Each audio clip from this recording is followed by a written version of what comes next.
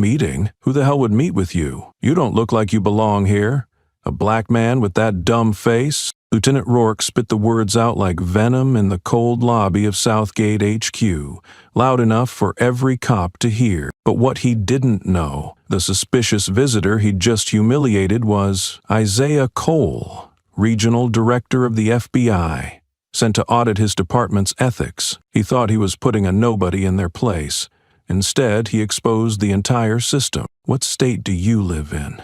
If the FBI director gets treated like this, how many nameless others got cuffed just for not looking like they belong? The main lobby of the Southgate headquarters was always cold, tidy, and seemed to belong to no one. High ceilings, polished stone floors, and glass walls reflecting white light like an operating room. People entering this space usually hurried through, heads down, eyes glued to the directory, but today was an exception. A black man stood there, not touching anything, a white shirt buttoned up to the collar, a silver-toned wristwatch with no logo on his left wrist, and a thick coat neatly folded over his right arm. His dark leather shoes were carefully polished, but a thin layer of dust clung to the soles, likely from the public parking lot 3 blocks away. He looked at no one, showing no signs of anxiety. He just stood, breathing evenly and waiting. Something about him made the front desk officer stretch her neck slightly for a better look, then turn away. The man didn't ask for directions,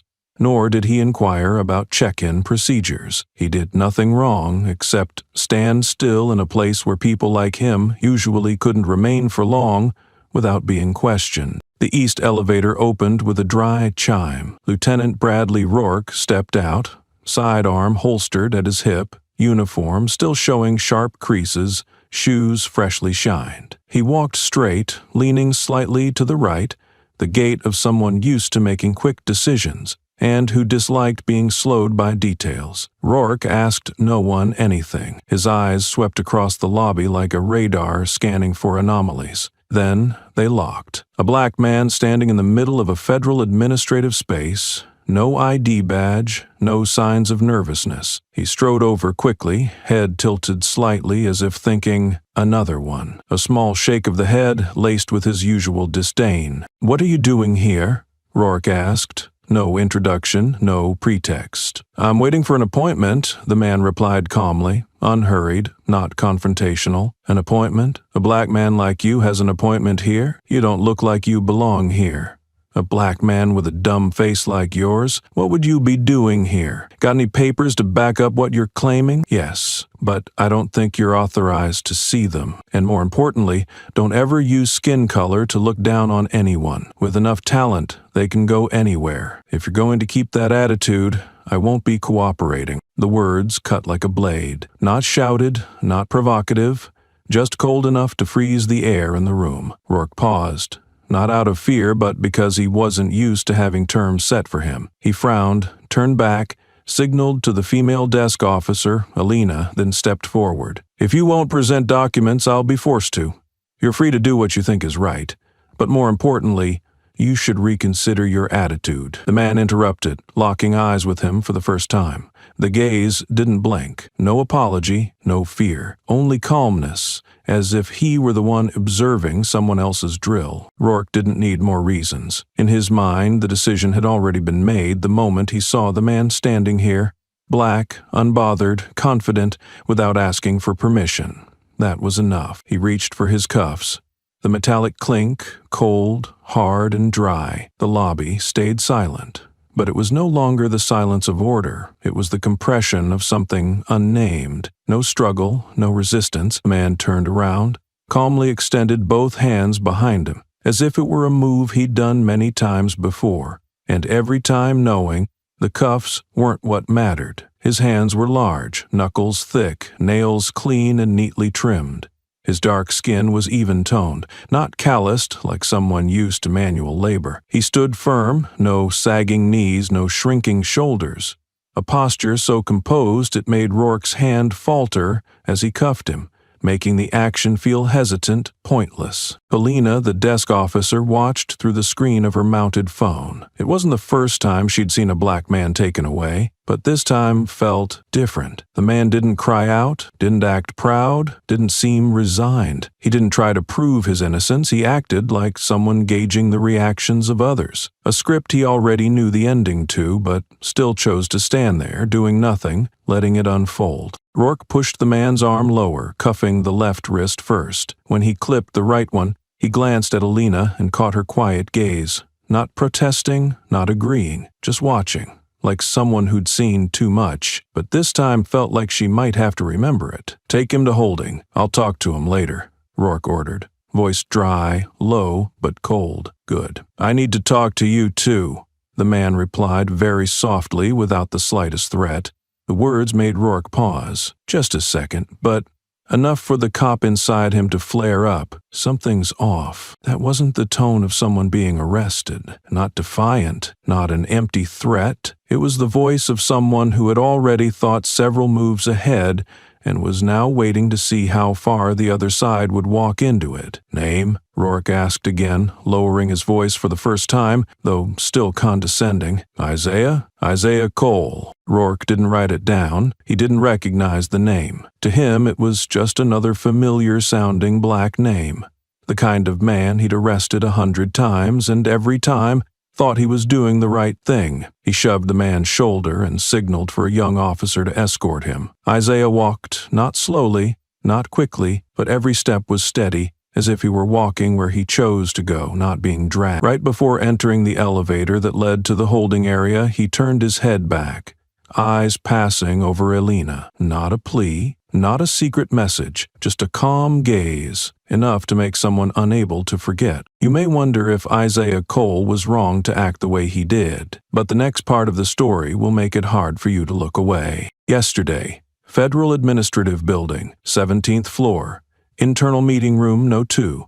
No nameplate, no recording devices, no minutes. This was a room for meetings that never appeared in official records. 6 people sat around a long wooden table draped in a gray cloth. Each had files, a laptop, or at least a highlighter. Only one person brought nothing, Isaiah Cole. In front of him was a cup of jasmine tea, letting off a thin trail of steam. Beside it, a metal FBI badge lay face down, but everyone could see the engraved text, SIAAH Cole-Regional, Director, Federal Bureau of Investigation. He didn't look at anyone as he began speaking. His voice was slow, steady, like stating something beyond dispute. "We don't need to talk about racial bias," he began. "It's no longer a theory. It's a system, a functioning system protected by clean paperwork and legal wrappers." A man in a suit on the left cleared his throat, then fell silent. Opposite him sat Clara Hawthorne, representative of the Federal Ethics Committee. Short silver hair, cold gray eyes, a lead-colored jacket without a single crease. She didn't nod. She didn't frown. She simply shifted her gaze to the thick file in the center of the table. Red cover, no name, only a code, SGR-7. "Lieutenant Rourke," Isaiah read plainly. "In the system, he's a mid-level commander with a record of strict responses to non-compliance. In reality, 3 wrongful arrests, 1 internal complaint, 2 cases mysteriously shelved, and 1 resignation letter with no clear reason, submitted by a subordinate of color." He touched the teacup but didn't drink. His file isn't in what he wrote. It's in what's been removed from the system. Scrubbing blood off a report doesn't erase blood from the real world. A young man at the end of the table, from the Office of Law Enforcement Oversight, slowly opened his laptop. The screen displayed a 3-year activity report for Southgate.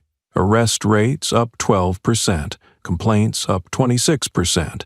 But officially investigated cases, 0. No one spoke. They all understood the unspoken rule of meetings like this. The first to speak bears the weight of action. Isaiah continued, eyes fixed on the red file code. "I'm not here to propose an investigation. I'm here to confirm the risk index, and if necessary, I'll be the one to open the file, not as a manager, but as an enforcer." 1 second of tightly held silence. Then Clara Hawthorne produced a pre-printed form, no recipient name, only the title, Coordination Authority, Temporary. She signed it. The green ink swept across the page without a sound. No one asked anything further. The meeting ended without handshakes. No one said good luck. Only quiet footsteps leaving the soundproof room, and Isaiah was the last to go. He turned back to glance at the SGR-7 file, then folded his metal badge and slipped it into the inside pocket of his suit. It began with him, and this time there would be no warning. The basement holding room had no windows, no natural light, only fluorescent lights so white they made everything appear colder than it really was. Isaiah sat there, upright, legs uncrossed, not leaning back,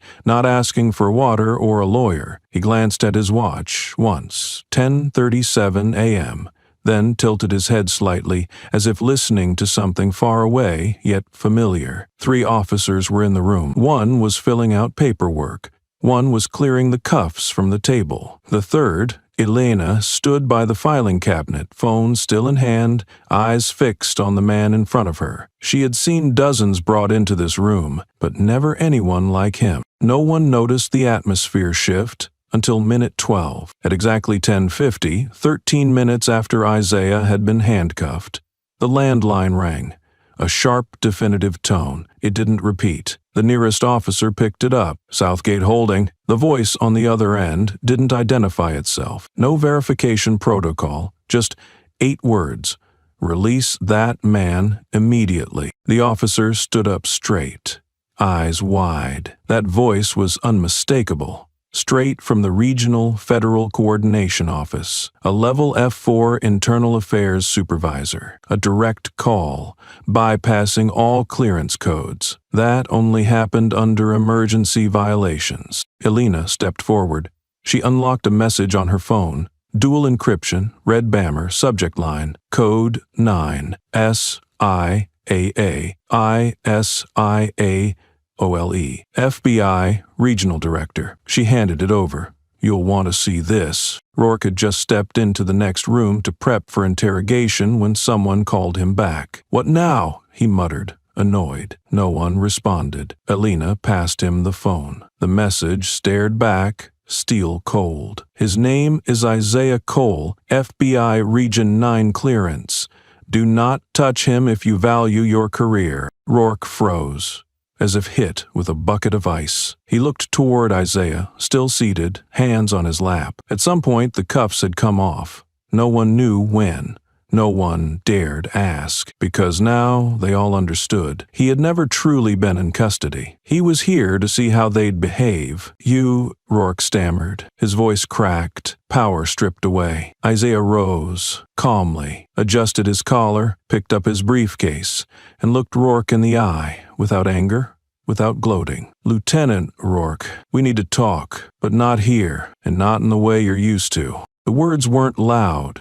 They didn't threaten, but the chill they brought said enough. Whatever power Rourke thought he held no longer applied. Isaiah walked past him, the shoulder of his suit brushing lightly against Rourke's arm. Rourke didn't move. Something in him knew. Everything he'd built, his status, control, reputation, was now being weighed and tipping. The next morning, every terminal in Southgate received the notice. Effective immediately, Lieutenant Rourke is suspended from all command and enforcement duties. Signed by the Regional Director of the FBI, Isaiah Cole. No inquiry, no explanation, just one line. Pending review of professional ethics. Temporary suspension until further notice. Elena saw the memo at 7:46 a.m. She looked out the window. The sun hadn't fully risen, but something in the air had already shifted. Rourke left Southgate through the front entrance, head high, hands in his coat pockets. No appeal, no lawyer, no blame. The silence wasn't from guilt. It was the confidence of someone who still believed they were protected. At the final security gate, with his reflection cast in bulletproof glass, Rourke turned back. Elena was behind him, eyes on him the entire way. They really think he's the boss? Rourke asked, voice low. What kind of boss walks alone? No team, no weapon, no badge in sight. Elena said nothing, just tilted her head slightly, as if waiting for more. I'm not afraid of him. Rourke continued, voice soft, almost casual, because the person I answer to sits much higher. Higher than your whole damn FBI can even imagine. And with that, he stepped through the gate and vanished into the dusk, not with a bang, but leaving behind a spark big enough to ignite fear in anyone who knew what to listen for. Elena returned to the holding room, unlocked her terminal, and documented everything she had just heard into a hidden file, one with a private access key she created last year, after a similar case that had ended with an order to erase it all. At the same time, in a quiet side office of the federal building, Isaiah Cole opened a folder, personal_alerts_21, over 300 emails, anonymous or semi-anonymous, sent by officers across the state, people who couldn't fight publicly, but still tried to warn. One name came up, Travis Leland. 3 emails.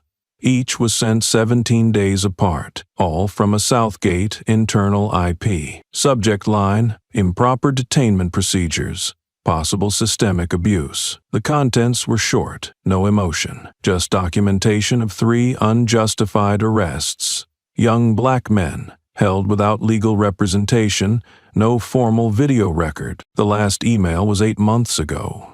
Since then, nothing. Isaiah opened the Southgate personnel list.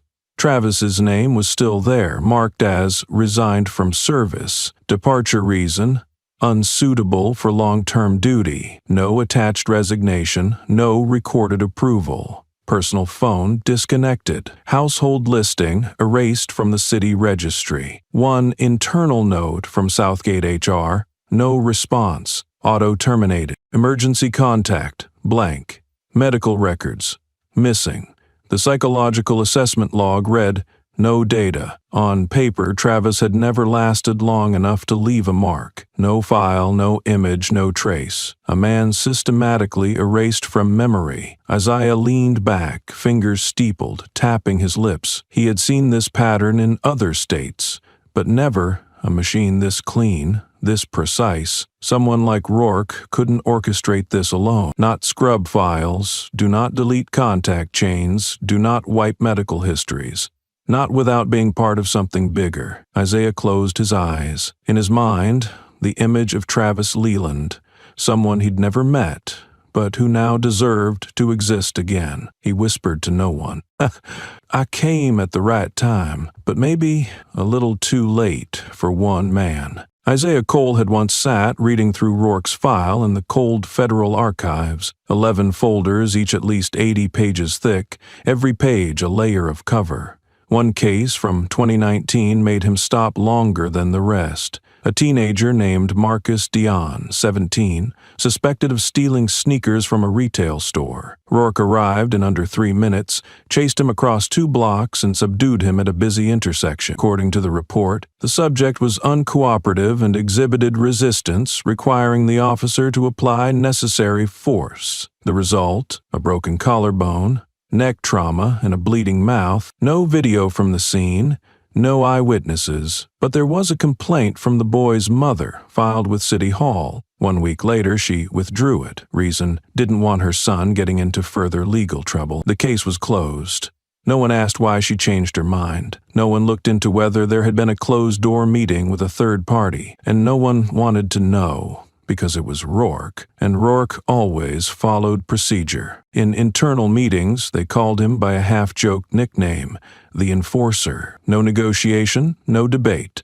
Law was law, and he held the ruler. He wasn't loud, didn't seek the spotlight, but whenever there was a need to quickly handle a protest group, a kid in a hoodie sitting in the wrong spot, or a vague threat from a resident with a less-than-clean background, Rourke's name was always the first to come up. Not because he was the best, but because he was willing to do what others avoided. To his superiors, he was a solution. To his colleagues, a shield. To the public, especially the black community, he was a nightmare dressed in discipline and authority. He didn't need to be liked, just known. When Rourke showed up, things got quiet, in the most literal sense. The system keeps people like him not because they're good, but because they're willing to do the dirty work without leaving fingerprints. Rourke was one of them.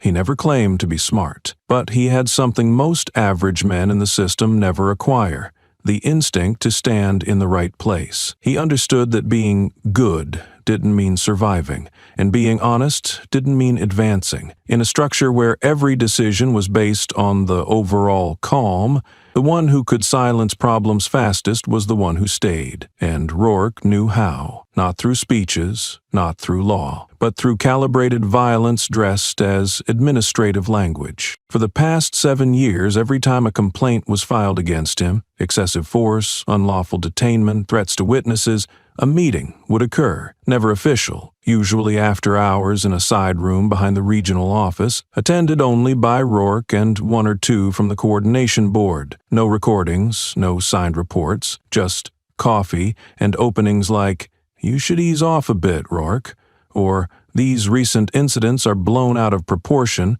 but good job keeping it clean." No reprimands. No direct orders, just coded language of protection, and Rourke understood it better than anyone. He didn't need public defense, just silence at the right time, and the system always gave him that. The Travis Leland case proved it. A young officer too new to understand that truth rarely fits into systems built on control. 3 emails. 3 warnings, then nothing. Video footage from internal cameras suddenly had technical errors. Reports are missing conclusions. File transfers are undocumented.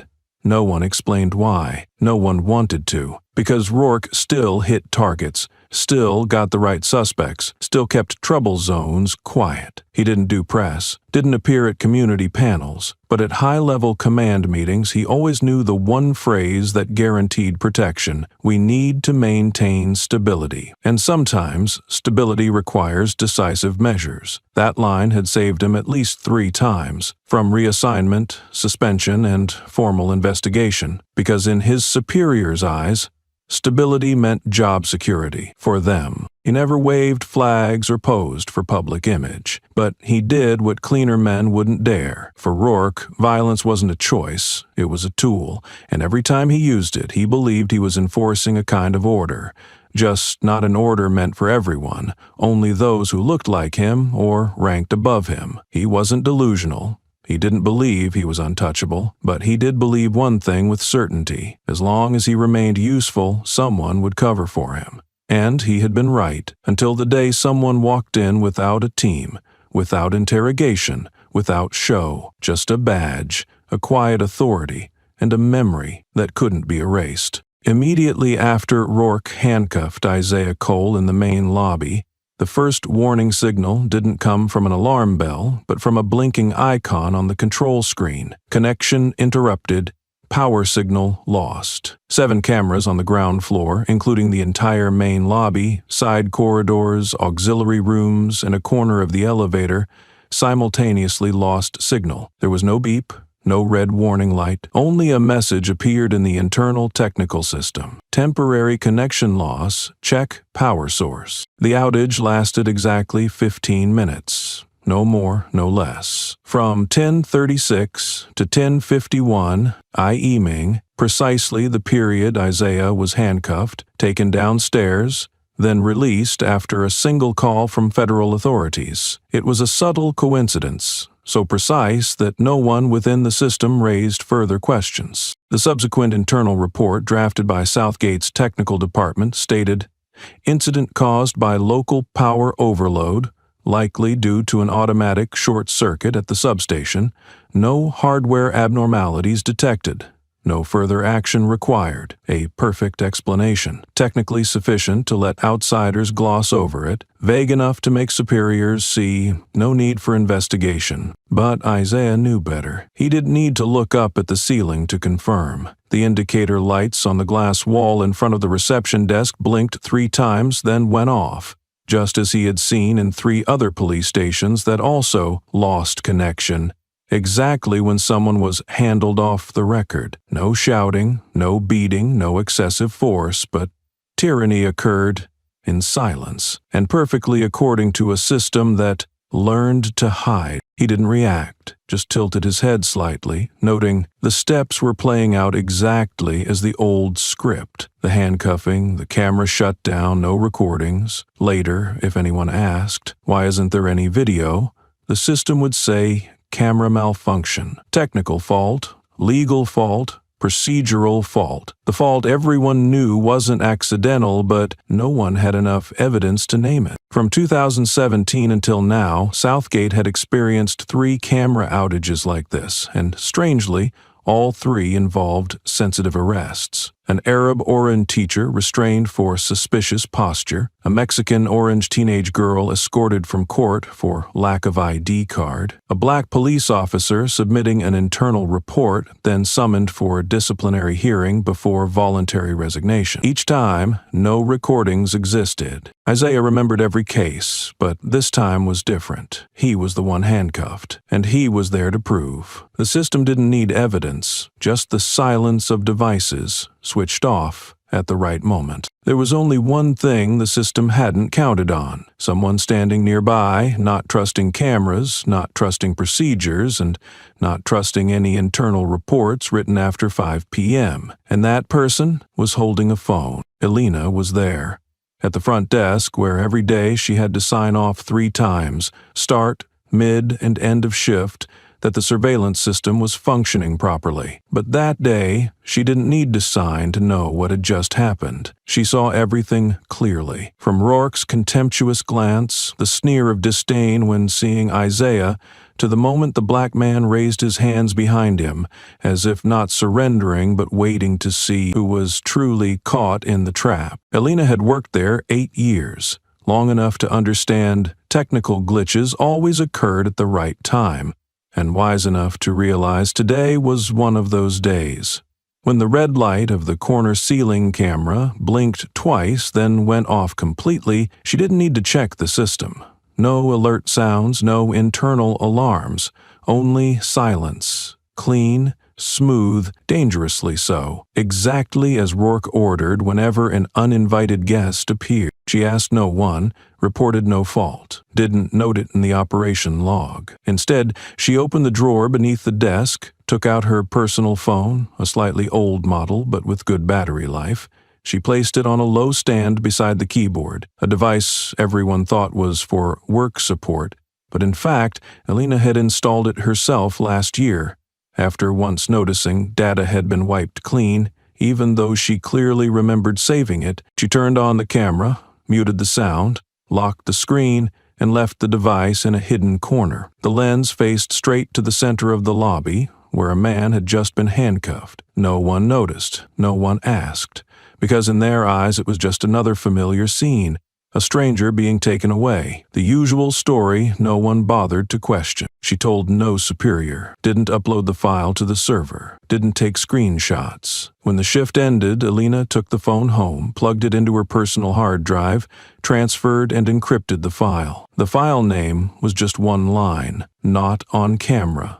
Southgate _10H 37 MP4. That evening, after everyone left and the police station's devices switched to rest mode, Elena opened the video. Not long, just over 10 minutes, but every second was living evidence. Rourke strode as if the entire building belonged to him. Isaiah didn't resist, not out of fear, but knowing exactly who was acting and who was being recorded. And Rourke, he looked at no one, not even the man he just cuffed. He issued orders, unaware that for the first time, he was doing so without controlling the consequences. Elena wasn't an investigator.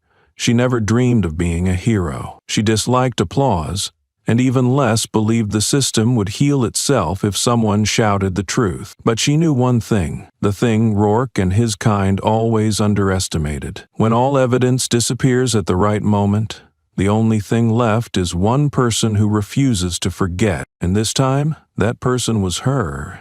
Not everything important is found in the system. Isaiah knew this not from books, but from hard-earned experience investigating cases that were closed with just a phone call from a higher office. There are allegations that, if submitted the right way, simply disappear by the proper procedure. And there are truths that, if left on the federal intranet, will vanish during a routine technical maintenance. No trace, no one accountable. That's why Isaiah never saved everything on his office computer. He didn't use cloud drives. He didn't trust the internal storage, even if it was triple encrypted. He kept the truth in the most tangible thing, an old USB drive wrapped in a thin layer of aluminum, tucked beneath the lining of his left coat, right under the badge of the regional FBI director. Among the layers of tagged authority, he hid something no one could label. That USB contained only a single folder. No password, no high security markings, no strange names.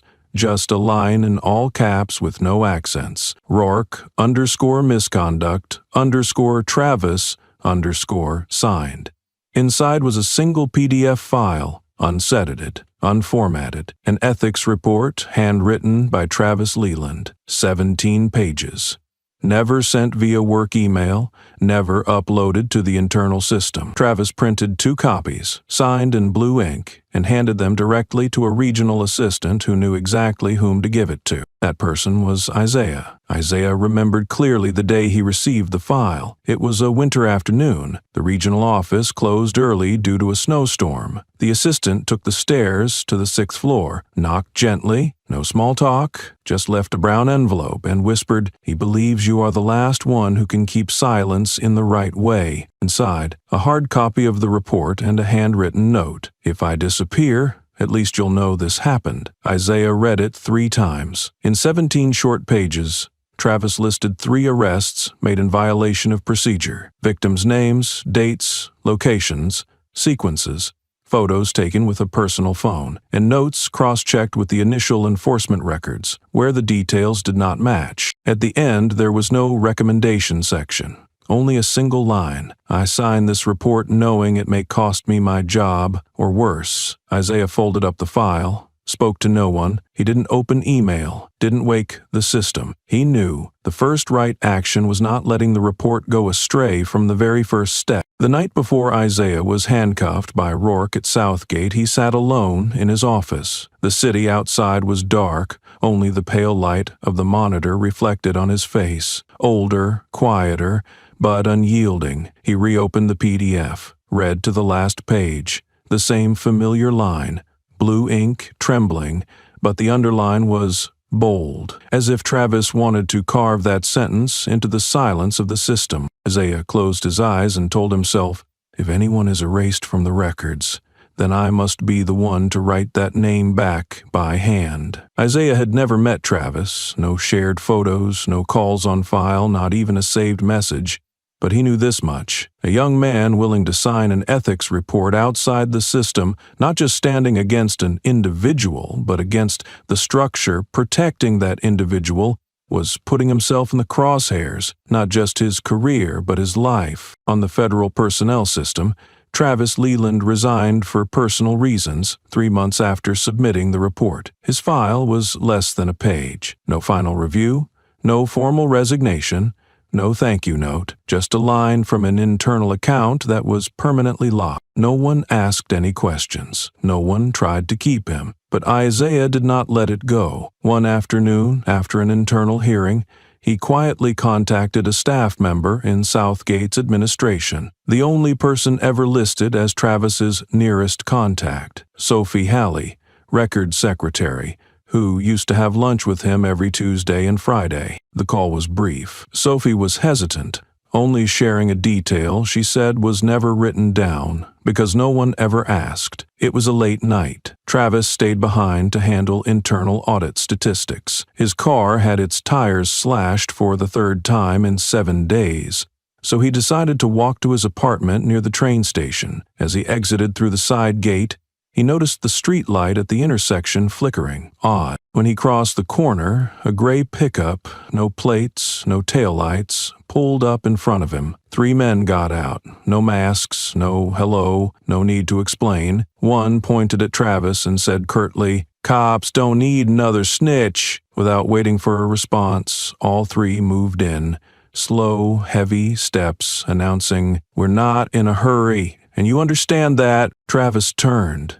Didn't shout, didn't curse. He just ran. Rain came at the right moment, like a stroke of luck that wasn't in the script. He turned left, then right, then slipped down a dark alley with no lights. When the footsteps behind him grew heavier, he dove into a small drainage ditch, sliding under the chassis of a parked container truck in the repair lot. He lay there for nearly half an hour, wet, cold, but alive. The next morning, Sophie received an email from Travis's account. No greeting, no explanation, just one line. Reason for resignation. Personal pressures are now beyond my control. The account was deleted 24 hours later.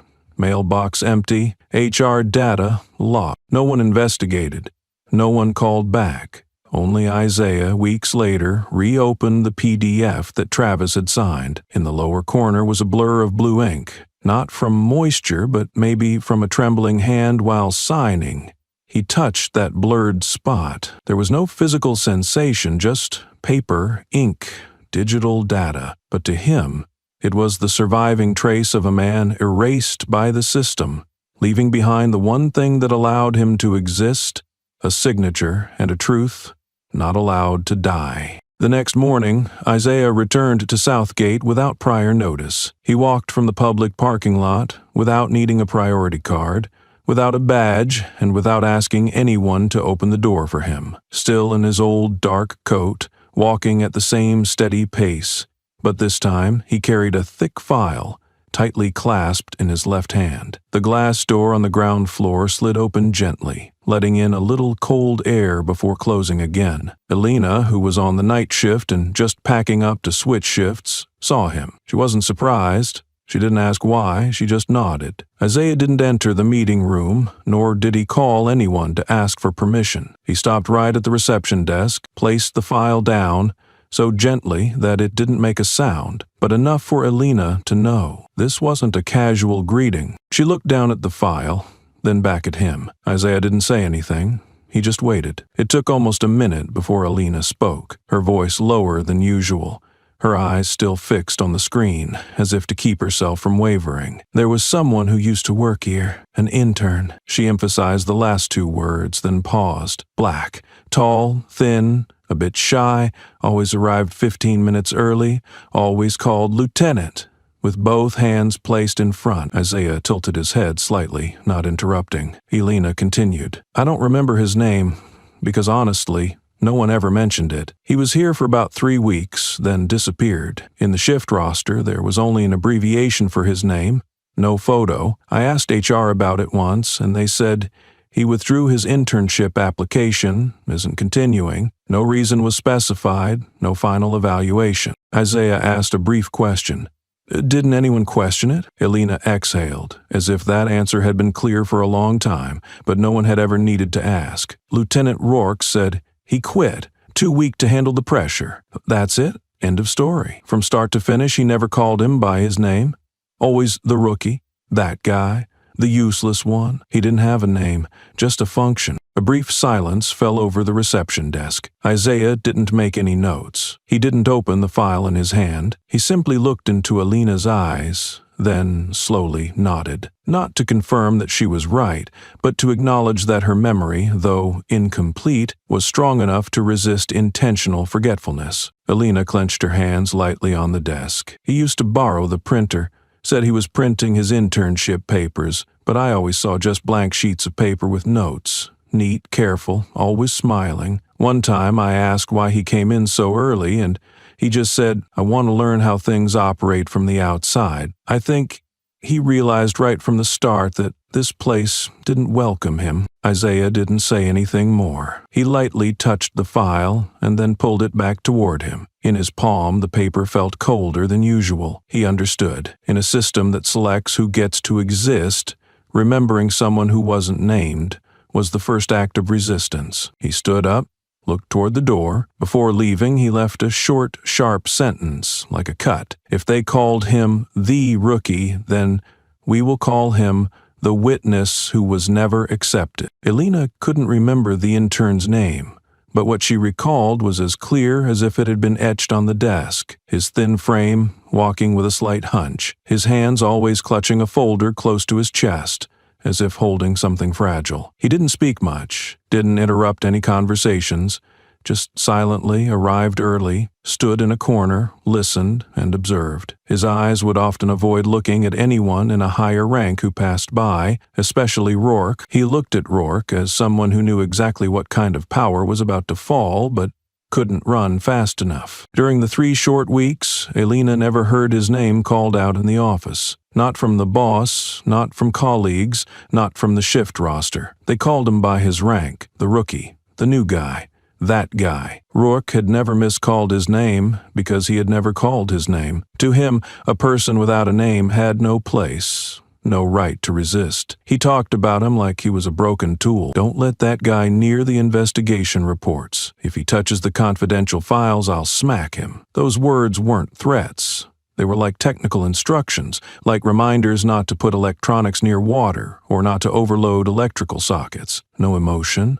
no reaction. No one objected because everyone understood. What's the point of objecting when the subject being mentioned has no title to protect them? Isaiah sat quietly and listened. Then he gently tapped his fingers on the file he had brought with him, his eyes still fixed on Elena. Was the internship file even there? He asked, his voice even, as if checking an obvious fact. Elena shook her head. It was removed from the system last year, after a data consolidation. The reason given was storage optimization. She paused, then added, any files without a final evaluation or not fully classified are automatically placed into temporary deletion, then vanish when the system is updated. That technical-sounding statement, but both of them understood. It was a legal way to erase a person from the organization's memory. Isaiah nodded, unsurprised. He had seen this in many places.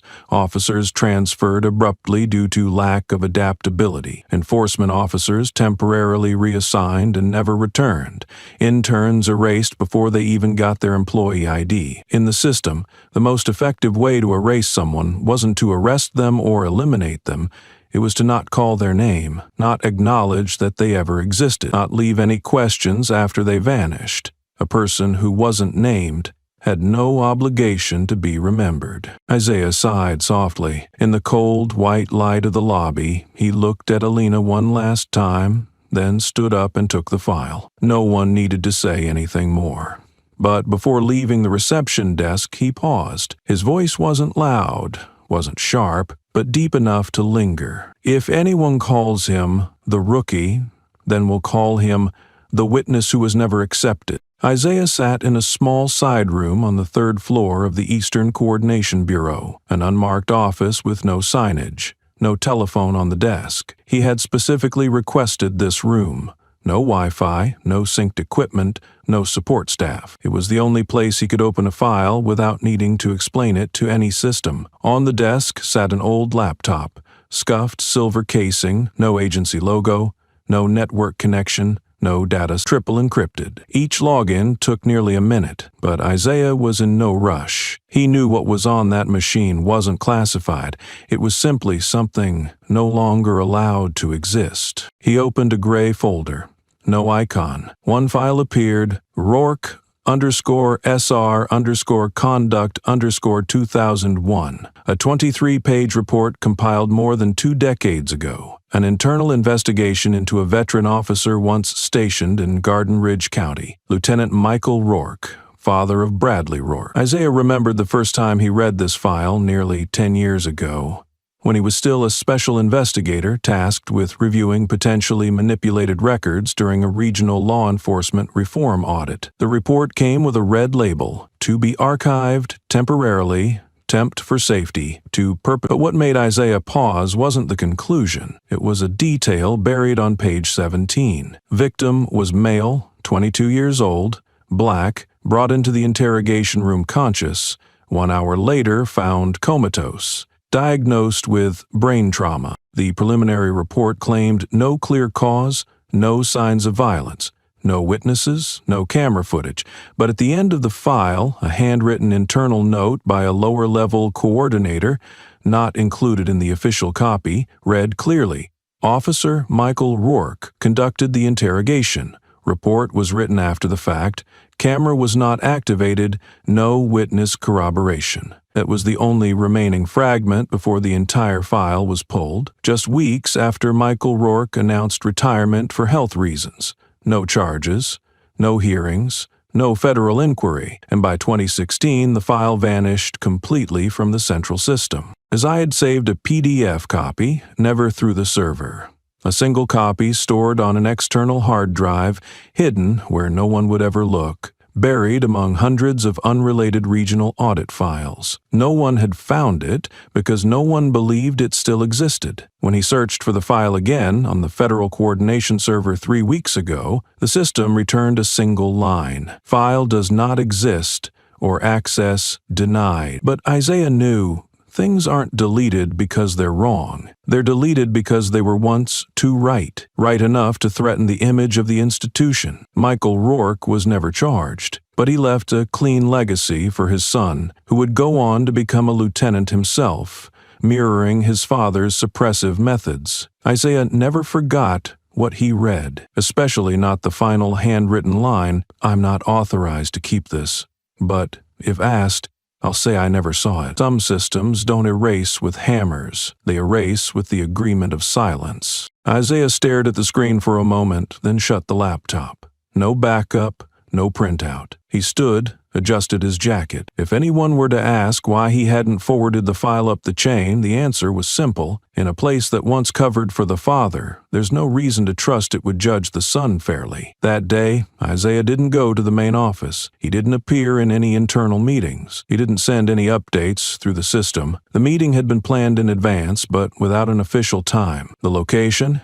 A modest conference room inside a mid-range hotel, 40 minutes outside the city. It sat on the 3rd floor, overlooking an empty parking lot. Inside, 4 chairs, 1 old wooden table, a single water dispenser. No staff, no security cameras. Isaiah arrived first. He placed his personal laptop at the center of the table. He didn't open the file right away. He waited. 10 minutes later, 3 people entered, one by one. No greetings, no handshakes. Each took a seat as if their places had been pre-assigned. There were 3 witnesses, once closely tied to an incident the system wanted buried. A retired federal prosecutor who left 12 years ago, an IT technician reassigned for unauthorized data retrieval, and a silver-haired woman not listed on payroll, but once an internal investigation secretary for the Michael Rourke case in 2001. Isaiah didn't start with gratitude, nor an explanation for the meeting. He opened the laptop and turned the screen toward the others. On it, the file named Rourke _SR_conduct_2001. No one spoke, but when the silver-haired woman saw the bolded name Michael Rourke, lead interrogator, she furrowed her brow. She spoke first.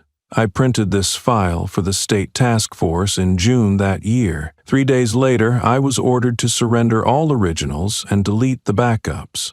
No reason, no paperwork. That's when I knew. We'd just touched a name that wasn't supposed to be spoken." The former prosecutor nodded as if retrieving an abandoned memory. "I remember the preliminary review. We had enough to initiate charges, but it was blocked. The reason recorded, insufficient objective evidence. When I asked what they meant by objective, they said clear camera footage and statements with no contradictions, even though we knew the statements had been rewritten under pressure." The room fell silent again. Isaiah still hadn't said a word in defense or justification. He rested his folded hands on the table. Then he spoke, his first words, and the only reason they were all gathered here. "So I'm not reopening Michael's case. I just need to prove one thing. Who kept Bradley Rourke in place?" No one objected. No one asked what happens next, because everyone present understood. Not every meeting is about action. Some meetings exist just to confirm you're not insane for remembering the same truth everyone else was told to forget. The session lasted less than an hour. No action plan, no legal roadmap, no record. But as each guest left, Isaiah handed them a thin envelope inside, a printed copy of the original file. No stamps, no notes, just the truth. Printed from a source no one could trace. Isaiah didn't instruct them, didn't issue warnings. He simply believed if a name was once erased by a system, the only way to bring it back was to divide it among those who had once been silent. When a truth is split among 3 people who once kept quiet, then even if one voice is cut off, the rest still carry it forward. Rourke wasn't naive. He didn't believe in procedural accidents, and he certainly didn't believe in administrative promises. He understood the system, its loopholes, its rehearsed tones when someone was being edged out of the safe zone, and ever since his suspension, Rourke had begun to notice the small things, the ones that chill deeper than outright punishment. No more knocks on his office door like before, no more casual greetings in the third-floor hallway. The internal phone stopped ringing. His personal email account was deactivated without official notice. On the internal network, his name vanished from the scene assignment roster, but what truly raised his guard was this: no more private meetings, no post-hares briefings, no inside informants. The silence this time was not the silence of discipline. It was the silence of someone now considered untouchable. He remembered clearly the moment he was summoned to HR. Only one person sat waiting, handed him a suspension notice, and asked him to return all official documents and equipment. No argument, no explanation, no timeline. His nameplate was taken off his desk the same day. He was escorted out the back door by an administrative officer, someone who had never dared make eye contact with him before. No one saw him off. No one said, "Keep in touch." Only a final line, "Take some time off." Rourke knew full well, in this system, the second sentence never came. At first, he thought it was all fallout from the lobby incident, a misunderstanding blown out of proportion. But then the rumors started. Isaiah Cole had been meeting with certain individuals outside of HR, outside of headquarters. Names once connected to the case of his father, Michael Rourke, began to resurface, not to rehash the past, but to compare, cross-reconnect, and reconnect a chain Rourke thought had long been broken. He realized that once the system started digging up graves, no one was immune. Not even the man once hailed as the most effective enforcer in the district. One night, he reopened the internal files from 2001. His father Michael's case. When he typed the investigation ID into the federal access system, the screen returned a sterile message. Document does not exist, or access is restricted. Nothing overt, nothing sloppy, but clear enough to confirm one thing: only those who know something once existed can recognize when it's been erased. And only two kinds of people know that: those who tried to hide it and those now trying to bring it back. Rourke slumped into a chair, hands clasped, eyes locked on the screen. At that moment, his mind no longer asked, "What's happening?" Only one question repeated: who gave permission for this to start again? Rourke didn't respond by looking for allies. He had no one left to trust, and honestly, he didn't need anyone. The ones once called allies had stayed silent when his badge was suspended. They hadn't betrayed him. They had simply done what the system taught: stay silent when someone begins to fall out of the power supply chain. So, Rourke started pushing back. He didn't try to reclaim his role. He began hunting the man who had pushed him to the margins, Isaiah Cole. If Isaiah had come to Southgate to investigate him, there had to be a reason. And if he was doing it off the books, no formal inquiry, no federal notice, no files pulled through official oversight systems, it meant Isaiah himself had something to hide. That was what Rourke needed to find. The very thing Isaiah feared exposing, enough to bypass protocol. He combed through Isaiah's public history: degrees, promotions, regional appointments, past service records. He didn't trust the official bios. He focused on the years with no clear annotation: 2007, 2008, 2012, early 2016. Blank spots filled with bureaucratic labels like special coordination and interagency assignment. Rourke knew too well, interagency meant vanishing, and people vanish for one reason: because something needs to stay hidden. He started digging where no one else would: local news archives, state library records, old professional forums, articles that never made front pages but left traces. A stalled case in Seattle citing insufficient scene verification. A suspect who filed a complaint of threats during testimony but withdrew it after relocation. A hearing delayed for missing archived materials. All timelines matching Isaiah's presence on federal assignment rosters. Rourke printed everything. each snippet, each date. He pinned notes to the wall, cross-checking local reports with Isaiah's documented movements. He tracked places Isaiah skipped, moments where files had been quietly pulled from circulation. He connected each dot. No rush, no outside confirmation needed. He was building a reverse dossier, not to defend himself, but to strike. But Rourke didn't just want payback. He wanted more. He wanted to take Isaiah's seat, to prove that the man hailed as the guardian of integrity was in fact just another node in the rotten network the system used to hide itself. And, if he succeeded, every warning ever made about Rourke would be cast in a new light. Was he truly guilty, or simply a piece in a power purge staged to cover for another layer of control? That night, Rourke sat in a dark apartment. Only the glow from his laptop and a dim desk lamp lit the room. On the wall before him, dozens of notes formed a web. The flow of data looked like a homicide board from a detective thriller. But this time, the target wasn't a criminal. It was a symbol, not for what he'd done, but for the influence he held. Rourke picked up a pen and wrote a single line on a red sticky note, placing it dead center on the wall. To destroy a symbol? Make him become what he claimed to stand against. He didn't yet know where the blow would land, but in his mind, the plan was already in motion. And this time, he didn't need anyone to hit record. He just needed to push the right pressure point so the system would collapse from the inside. With Isaiah framed at the center, the man built too perfectly to ever be questioned. As Isaiah didn't arrive at the office on time like he always did. There were no messages from his assistant, no emails notifying of his absence, and no one was authorized to take his place in the 9 a.m. internal meeting. The meeting was canceled after 12 minutes of waiting. One of the regional legal officers made 3 phone calls, both to the office and personal numbers, with no response. The personal assistant went down to the basement parking lot, but Isaiah's black sedan wasn't in its usual spot. By noon, someone reported back. The car was found parked 5 blocks away from headquarters, on the side of an empty side street. The driver's side door was ajar, with no signs of forced entry or collision. His work phone was on the back seat, its battery removed. The glasses case was empty. There was no wallet, no files. No one had seen him leave the car.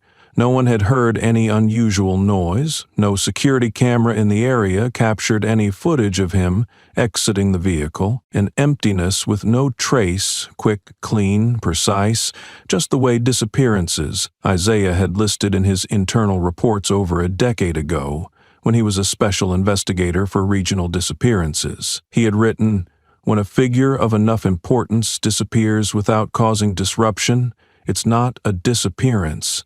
It's a clearing of the path." Now, he himself had become the one to be cleared away. In the first 12 hours, the information was kept under wraps. Regional Command didn't want to cause a media ripple effect. The internal news reports only read, "Regional Director temporarily absent, no rescheduled work hours identified." But by the end of the day, an internal report was leaked with concerning details. No evidence of traffic accident. No signs of medical condition, no urgent work schedule, likely a deliberate abduction. Main goal may be to delay or manipulate the investigation at Southgate. The report was signed by the region's chief legal advisor, who had been Isaiah's right hand in 2 previous executive cleanups. At the same time, in Isaiah's office, his assistant found the only item that had not been put away, a gray file sitting right in the middle of his desk. The cover had no case number, just a handwritten note, "Leland Travis, if I don't return." The file was sealed with a thick document envelope, containing a USB copy, a witness list, and a small handwritten note, unsigned. "Do not submit. Only release if I am forced to silence." The file was handed over to the security department after 3 witnesses were present, but no one opened it. No one dared make a decision in Isaiah's place. What was frightening wasn't that he had disappeared, it was that he had prepared for his own disappearance, as though he had known that there would come a time when the system wasn't big enough to hold him in, and when someone like Isaiah Cole, a man who knew how to survive by the rules, chose to withdraw silently, what he left behind wasn't evidence, but a precise threat. If I'm silent, it means someone else has forced me to be silent, and I've accounted for that. 36 hours after Isaiah disappeared, there were no emergency meetings, no internal alerts, and no official announcements from headquarters. But at 4:17, an unmarked civilian truck pulled up in front of Southgate Security Gate 3. The door opened and a man stepped out, walking straight, slowly, with his right arm in a cast and a slight swelling on the left side of his face. Yet his eyes were not panicked. It was Isaiah Cole. No escort vehicles, no medical personnel, no media coverage. He walked straight through the glass doors without needing to present his ID. The guards sprang to attention but said nothing, perhaps because there was no need for verification anymore. His presence alone was confirmation. Details about how Isaiah was found were never officially released. There were no news reports about a rescue team. No encrypted mission records, just a short piece of information passed between those who had worked with him. The first person to reach Isaiah was a retired federal agent, someone who had worked with him in Seattle during their days as part of an internal concealment task force. This person received an anonymous message sent to their personal encrypted device, which was kept just in case anyone needs to remember who survived together. The message had only 4 words: the keeper of the original files. Along with a GPS coordinate, they went to the indicated location, an abandoned warehouse on the outskirts of the Western Industrial Zone, more than 50 from Southgate. There were no guards, no signs of resistance. No surveillance cameras. The door was unlocked. Isaiah was found tied by paracord, seated on a metal chair, his collar torn, arms bruised, dried blood on his lower lip. But his eyes were still open,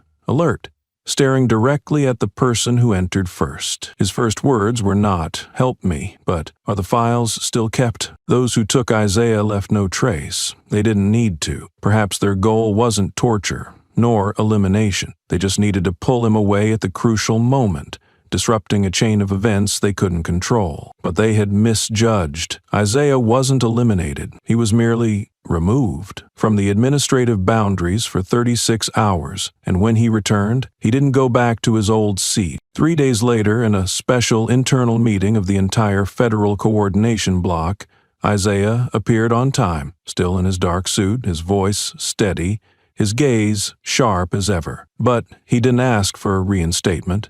No press release explaining his absence.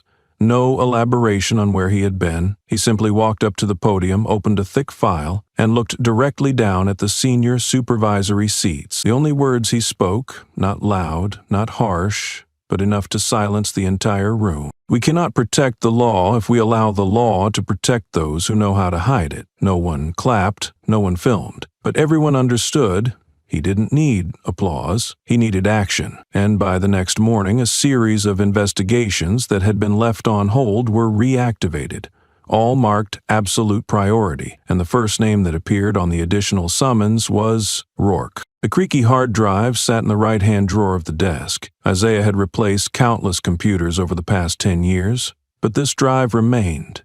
Its exterior was scratched, its label nearly peeling, its cable frayed, but inside lay something that could never enter the system. A case erased from the light, a wound unhealed, and a name: Gregory Rourke. He plugged the drive into the computer. A list of anonymous files appeared, all abbreviations and case codes. No icons, no descriptions, but Isaiah knew the exact location of every file. His hands did not tremble, but his eyes involuntarily slowed when MH_trauma appeared. Malik Hodge, a 27-year-old black man whose spine was shattered in a police garage. He was suspected of stealing a car, despite the keys found in his wallet. Unarmed, unresisting, yet 3 officers forced him onto the concrete floor. One held his arms, another his legs, and the third, Lieutenant Gregory Rourke, the duty officer, repeatedly struck Malik's back with a baton until his spine snapped like a dry branch. Isaiah remembered clearly that he had not trusted the initial report. He went step by step.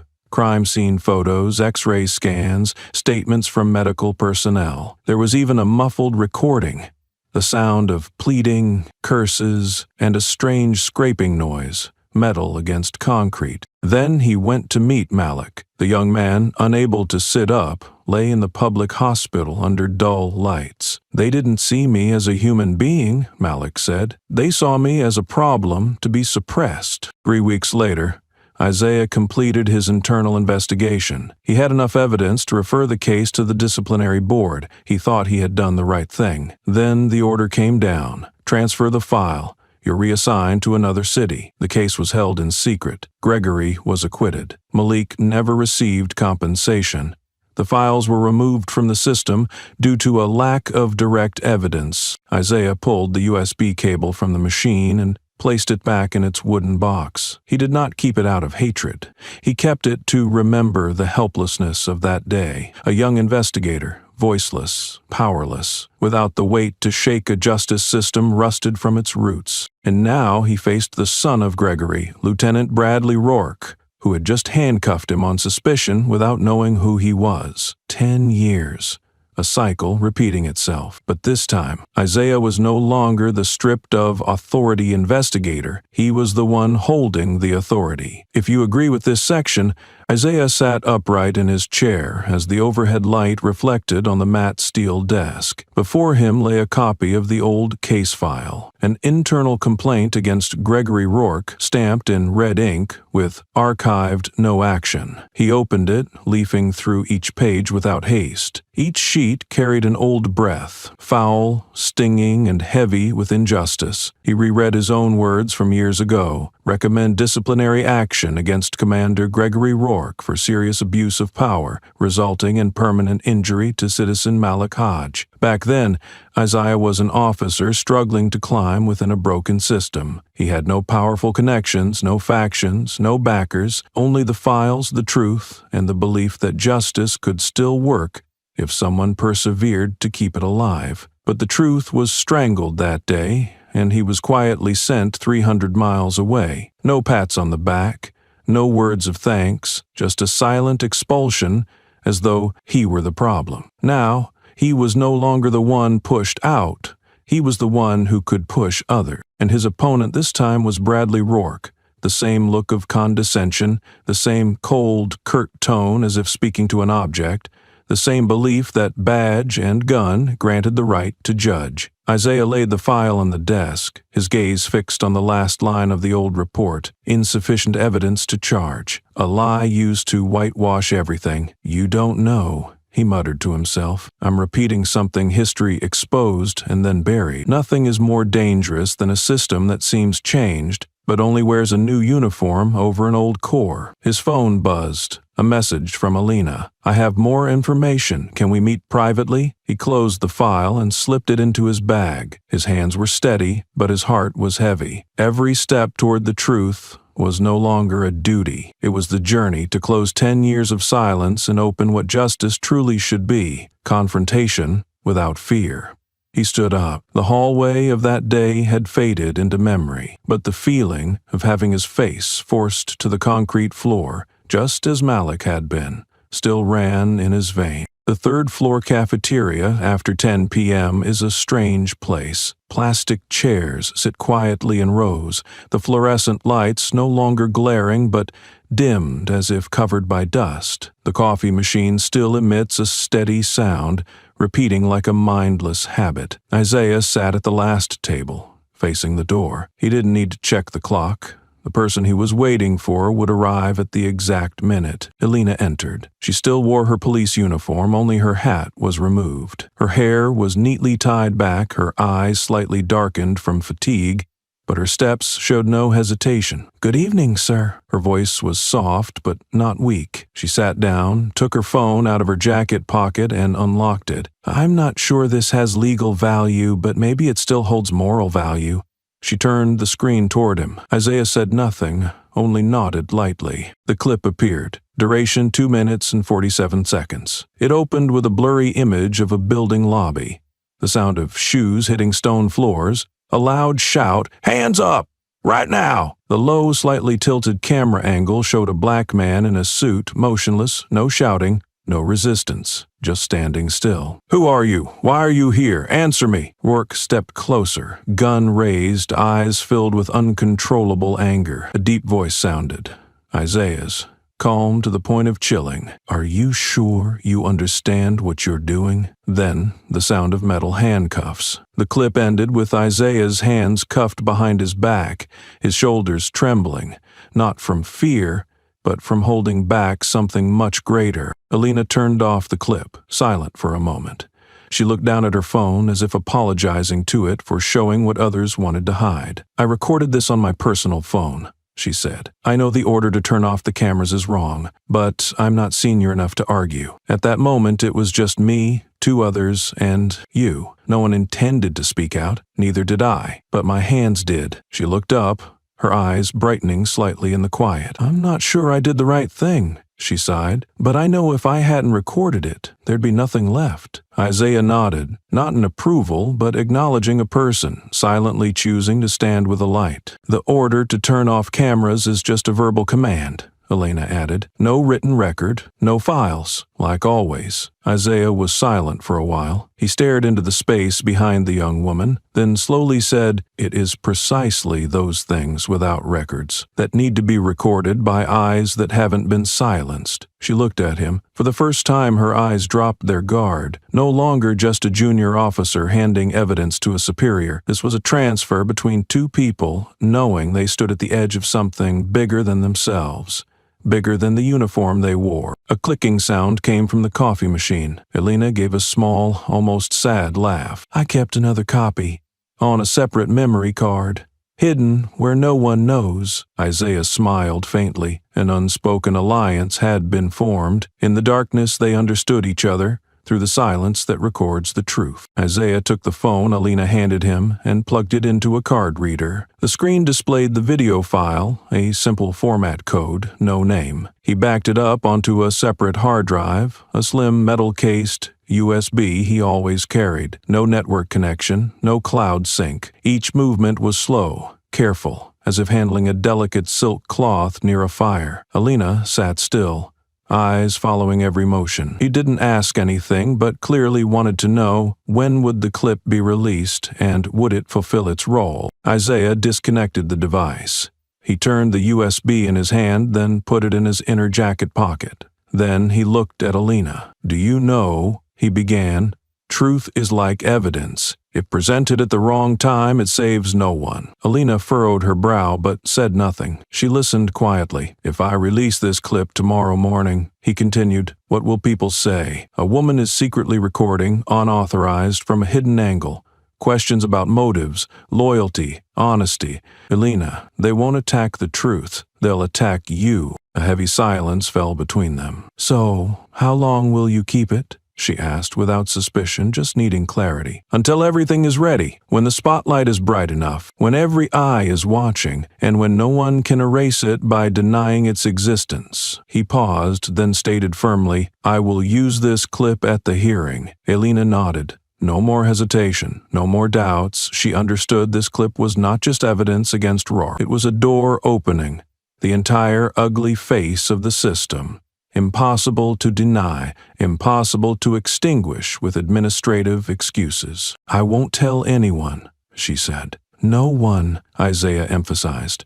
"Not even your most trusted person. Not on your phone, not posted anywhere. Only the original copy," Alina agreed. "I stored a backup in an offline recorder, physical storage, triple encrypted password. Even if someone finds it, they'll need weeks to decode it." Isaiah smiled. For the first time, his smile was not cold, but respectful. "I feel supported by a true officer." Elena bowed her head, not out of humility, but because, for the first time, she was seen for the very reason she joined the force. Not to fight anyone, but to protect what is right, even when no one else does. Isaiah stood, ready to leave. Before stepping out of the cafeteria, he stopped and looked back at her. "Alina," he said, "we don't need to prove who's good or bad. We just need to show them what really happens when no one thinks anyone is watching." The door closed behind him. In Alina's hand, the phone screen was off, but on that tiny memory card, the truth still lived, just waiting to be born at the right moment.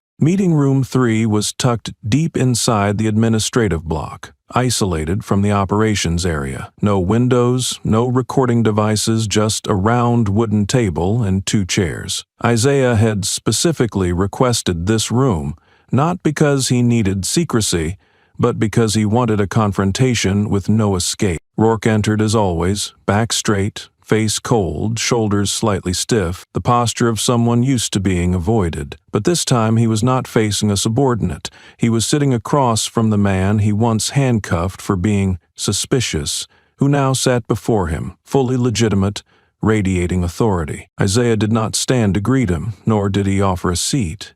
He just stared, his gaze as piercing as a spotlight through a windshield, unblinking. Rourke pulled out a chair and sat down, glancing around before locking eyes with Isaiah. "What is this? You want to clarify something?" His voice was as gruff as ever, but there was a slight falter, as if he sensed this was no ordinary meeting. Isaiah did not answer. He opened the leather briefcase beside him, pulled out a file wrapped in a worn plastic cover. The paper's edges had yellowed, the punch holes were torn, but the title on the cover was still clear. Internal Investigation, Lieutenant Gregory Rourke. Rourke paused. He didn't look at the file right away. Instead, he looked at Isaiah, waiting for an explanation, but Isaiah said nothing. He simply slid the file across the table, stopping it right in front of the other man. At last, Rourke glanced down. The name on the cover needed no explanation. Unmistakable, undeniable. A faint, almost unconscious sigh slipped from his throat. This thing. He flipped the cover, opening to the first page. Crime scene photos. Diagrams of injuries, witness statements, all stamped with dates from a decade ago. "What does this have to do with me?" His voice was lower now, still trying to sound firm. Isaiah leaned back in his chair, fingers interlaced before his chest. He did not reply immediately. His eyes rested on every fleeting expression across Rourke's face. The darting gaze, the clenched jaw, unevenly furrowed brows. "Why do you think I kept this?"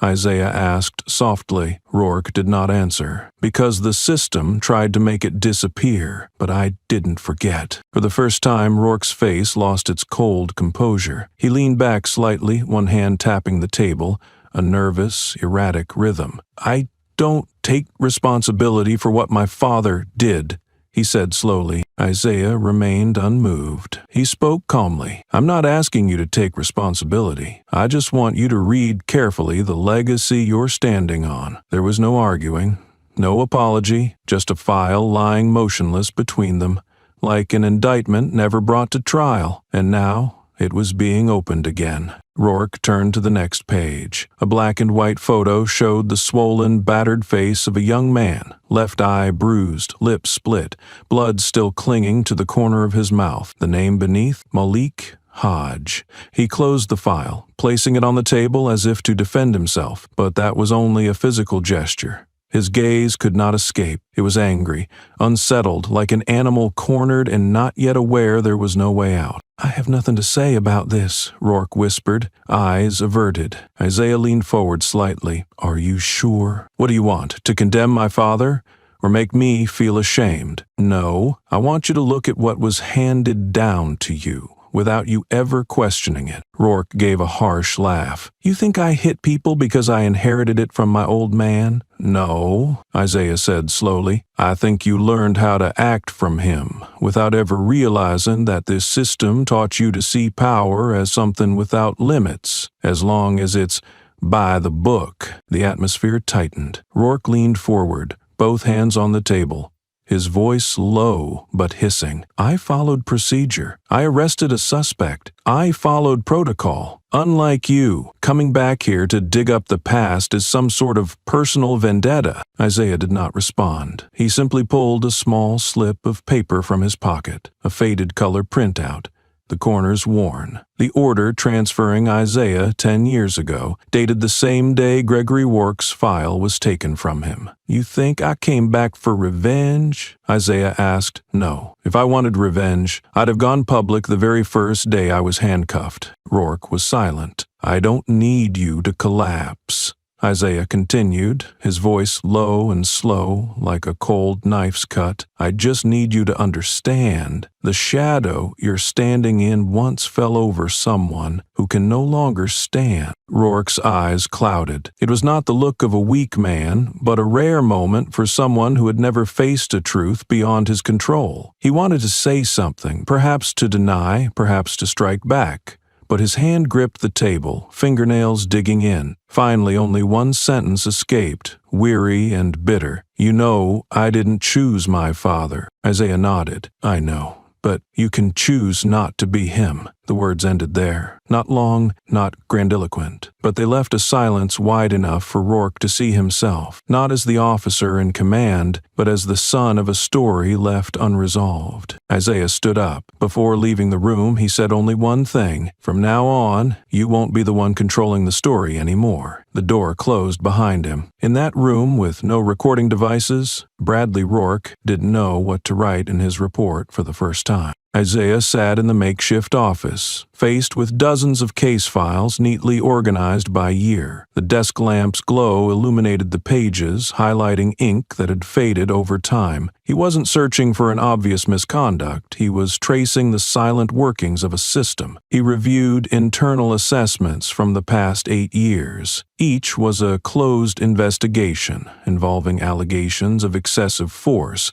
racial bias, or procedural interference. What caught his attention wasn't the substance, but the language. 5 reports, spanning different years, subjects, and locations, all concluded with the same formulaic wording as if copied from a template. No evidence of conduct exceeding necessary limits in the circumstances under review. Actions deemed reasonable in the context of a security threat. Isaiah circled that sentence in every file and connected the circles with a red pen, mapping the trail of an unnamed phantom. Same wording, same phrasing, same signatory. Deputy Head of Internal Oversight, Roland Kearns. 3 names emerged as key locks to deeper darkness. Garrett Hale, Chief Officer, accused in 2016 of assaulting an Asian detainee. Dewey Tran, after the latter questioned his extended detention.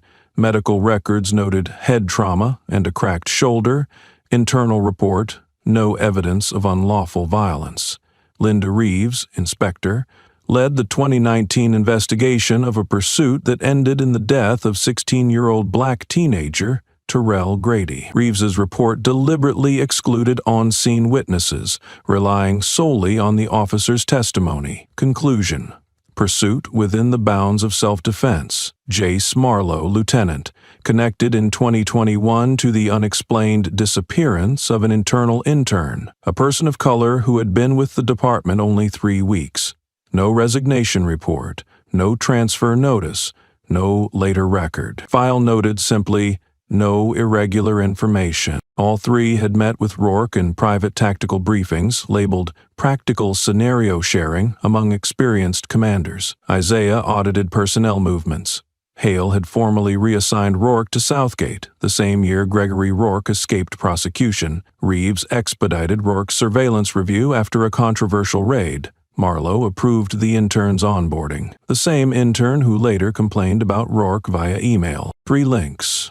3 individuals, 3 separate cases, yet a single, clear pattern. Each served as a valve, cutting off deeper inquiry and letting misconduct slip through unchallenged. Isaiah leaned back in his chair, no longer seeing Rourke as a lone wolf but as part of a pack, one that knew when to bite, when to lick away the blood, and when to remain silent. He marked every connection with pushpins on his logic board. What now resembled a red network linked each node by threads of procedure, report, consent, and the fear of expulsion.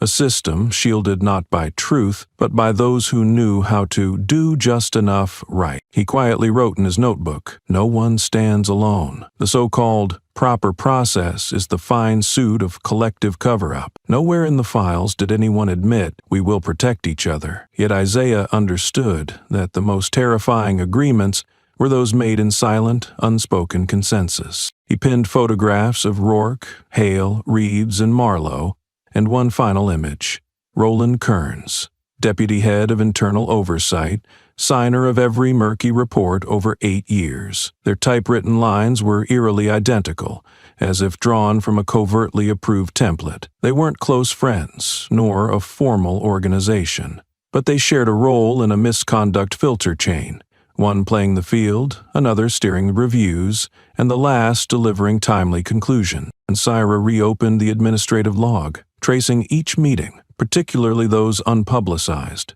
Internal professional exchanges, operational review debriefs. At least 2 of the 4 names attended every session. They rotated speakers, guided decisions, and forged a hidden current of power without official office. He jotted a brief formula: case, handler, inspector, approver. When 3 of the 4 know each other, truth can never leak out. The deeper he delved, the more he realized the system wasn't broken. It was functioning exactly as a group had silently restructured it. This was more frightening than any individual act. It proved that what happened to Malik Hodge, to the missing intern, to the chaste teenager, it wasn't accident, but design. And Rourke, once dismissed as a rogue brute, was merely playing his part in a soundless machine, an unremarkable cog, essential to its rotation. Was the source of the Isaiah knew he could no longer probe in secret. What he held exceeded the remit of a regional director. This was no private review. He opened the high-security internal email, entered his 2-factor code, and drafted a message to the Federal Ethics Commission. Subject line: request for public hearing, internal manipulation structure at Southgate. Attached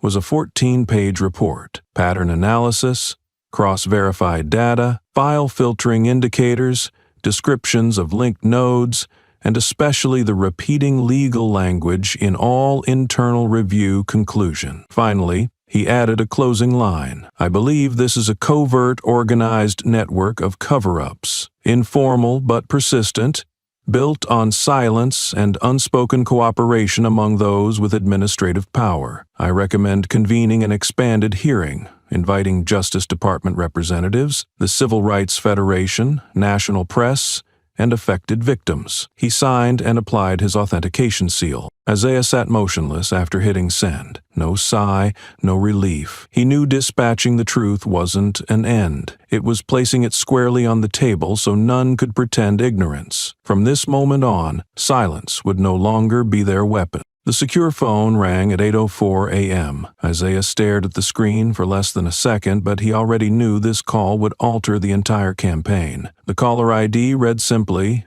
D.C. Office, Committee Chair. He swiped to answer and saw Joanna Hart, chair of the Federal Ethics Commission, whose gaze was stern without being cold. They had worked together twice, over 15 years ago, as rotating federal investigators in difficult districts. Isaiah, she said without pleasantries, I've read the report you sent. Every page. He nodded. Joanna leaned back, fingers interlaced. You know what you're asking isn't small.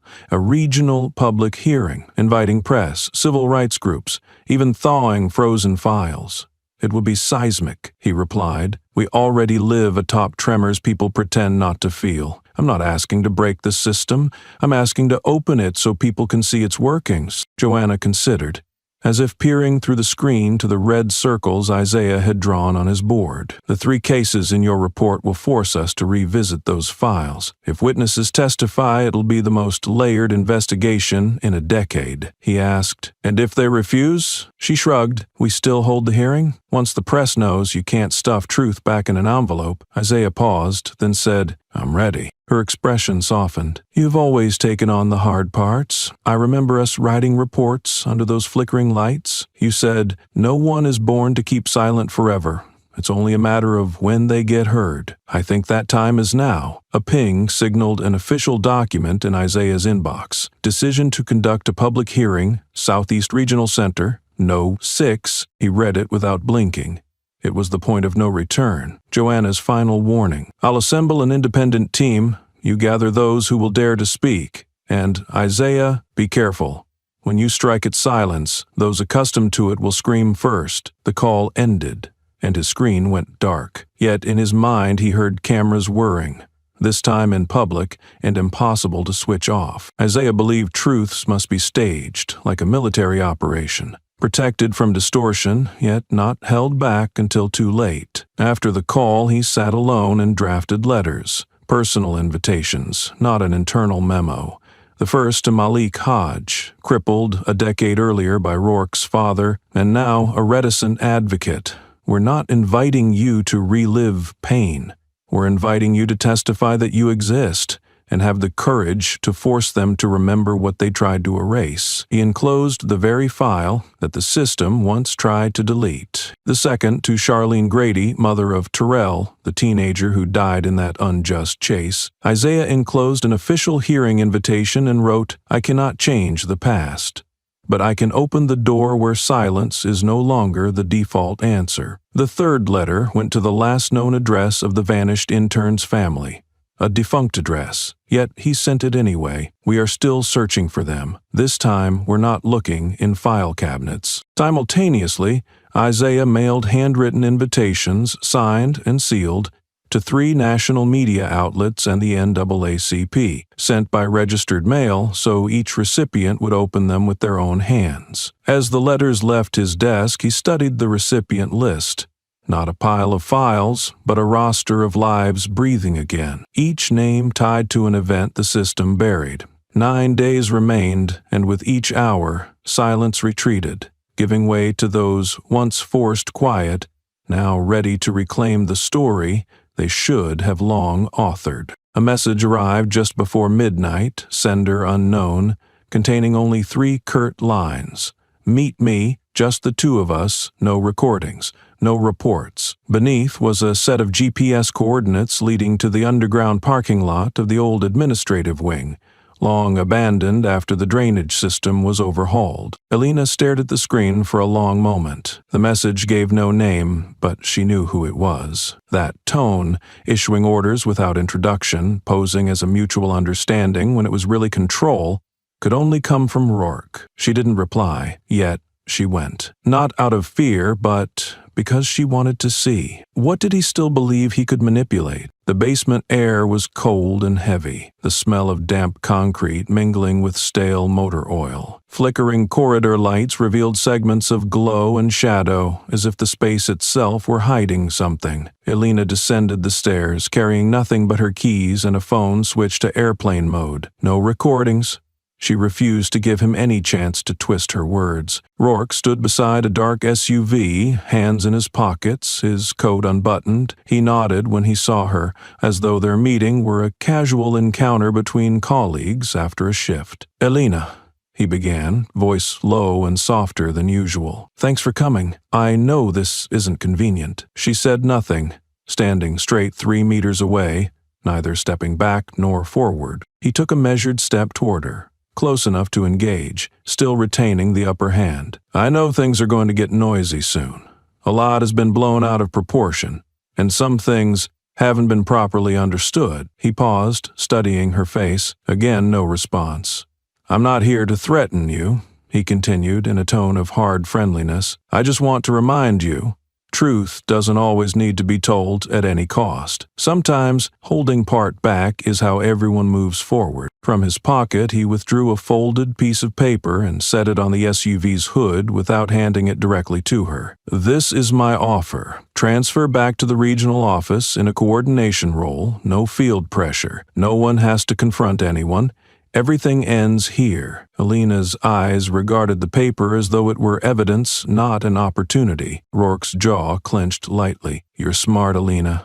I know that. And smart people don't choose self-immolation to preserve someone else's faith." In that instant, Elena did not retort with logic or anger. She only tilted her head slightly, gaze steady, expression unchanged. An expression that forced Rourke to take an involuntary half-step back, not because of his words, but because her eyes no longer held fear. She did not touch the paper. She asked no questions. She needed no confirmation. Her silence was unassailable, born not of helplessness, but of control. Rourke, accustomed to eliciting reaction or collapse, found himself unsettled by someone who simply no longer feared him. Without a word, Elena turned and walked away. Slowly but resolutely. never pausing. The flickering light cast her long shadow across the concrete floor, a silent, unwavering line. Rourke did not pursue her. He remained motionless in the hushed basement, watching her silhouette recede up the stairs, as though witnessing a door quietly closing, one he could not hold open. A draft from the old ventilation system rattled a near-dead fluorescent tube overhead. Rourke glanced back at the unopened letter on the hood, untouched, as if never there to the one he hoped to sway. At the third stair landing, Alina stopped and spoke without looking over her shoulder. "Do you know why I came?" Her voice carried clearly through the distance and the stillness, neither harsh nor pleading. "Because I wanted to see for myself," she said, "if you still believe you can control others, the way you think is clever." Rourke stood rigid, shoulders tensing. He had never encountered refusal without resentment or declaration, no so-called evidence needed to assert one's stance. Yet her calm resolve struck him more powerfully than any forceful rebuttal. He had always ruled through fear. Now,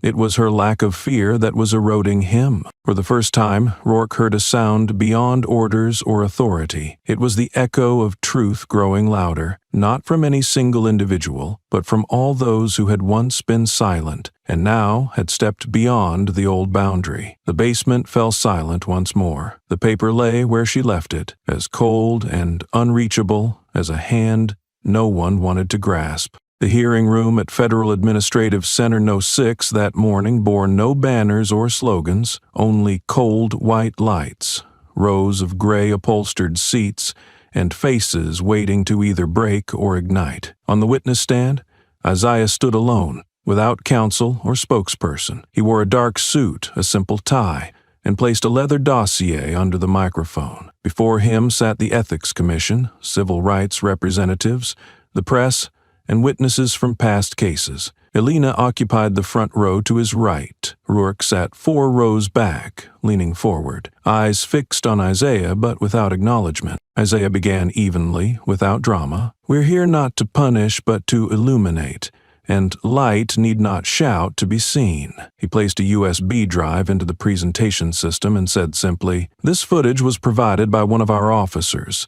It will speak for itself." The clip played, filling the room with echoing footsteps on stone and rapid-fire orders. Every eye turned to the screen, where Isaiah stood calm, hands open, gaze unwavering as Rourke, enlarged on video, barked commands while snapping cuffs in place. Isaiah's lone question in the clip rang out, "Are you certain you know what you're doing?" Silence followed the video. No laughter, no sighs. Isaiah didn't meet Rourke's gaze. Instead, he lifted the next file as if it were a personal manifesto. "This is the 2014 internal investigation into Lieutenant Gregory Rourke regarding Malik Hodge, who remains physically impaired to this day. That report was expunged, but a copy survived not by regulation, but by conscience." He paused, then added, "Notably, years later, Rourke's own son, Lieutenant Bradley Rourke, employed the same tactics, with identical review procedures and protective cover-ups." He leaned to look down. Civil rights delegates began taking notes, and a reporter whispered into a cameraman's ear, lens fixed on Rourke. Isaiah delivered his closing line. "We're not prosecuting one individual. We're confronting a system where silence is bought with careers and voices are struck from the record." He stepped back from the microphone. No applause followed, but the atmosphere had irrevocably shifted.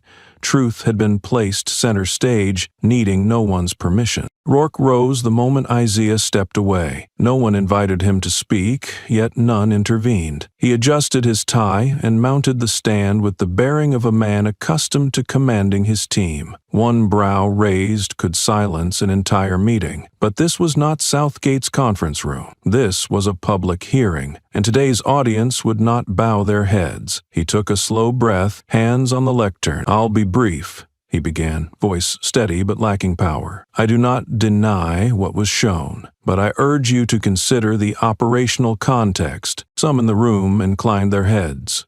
Pens hovered. Security situations demand rapid response. When an unbadged, unscheduled individual stands in the administrative wing, we have no choice but to follow risk protocols. The word protocol sounded stale here.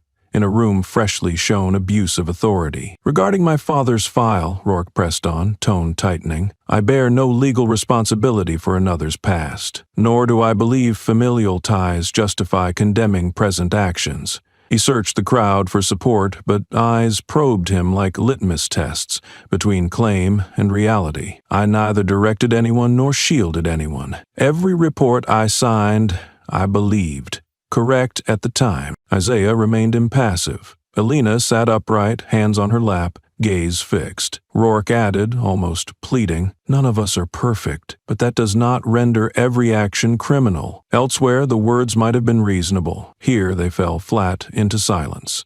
Not from lack of comprehension, but because it was clear. His attempt at defense had no footing. He paused, glanced at his notes, then for the first time in his career, hesitated. After several surplus seconds, he folded his paper and descended. No farewell, no handshake, no armor of confidence to don. Sliding back to his seat, the murmur of conversation began behind him, gentle but undeniable, washing away the flimsy edifice of his argument. Isaiah sat still, neither smiling nor nodding. He knew he did not need to win, only to let Rourke slip from the pedestal he once occupied. Isaiah stepped back up to the hearing podium. This time he brought no thick folders or explosive footage. In his hand was only a large FabMap printed chart with columns of data projected clearly. Name, rank, appointment year, approving official, internal review, case ID. "We've heard the story of one individual.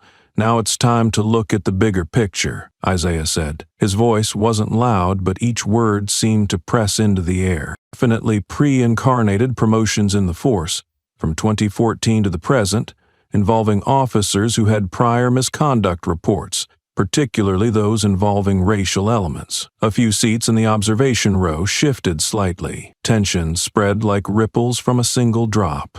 He pointed to the projection. "Lieutenant Jace Marlowe, appointed in September 2018 after a trainee file disappeared without investigation. Approved by Roland Kern. Inspector Linda Reeves, promoted in early 2020 following a lack of sufficient evidence ruling in the death of teenager Terrell Grady. Approving officer, again Roland Kearns. Next, Chief Officer Garrett Hale, accused of excessive force in a holding cell, but after internal review, no disciplinary action was taken. 6 months later, he was transferred to the training division, tasked with mentoring new recruits. Each name on the board was followed by the same line: internal review, no violations found exceeding allowable threshold. Same wording, same tone, same signature. Isaiah looked up, scanning the room. "I'm not saying these individuals didn't deserve a chance. I'm simply asking how many were never considered,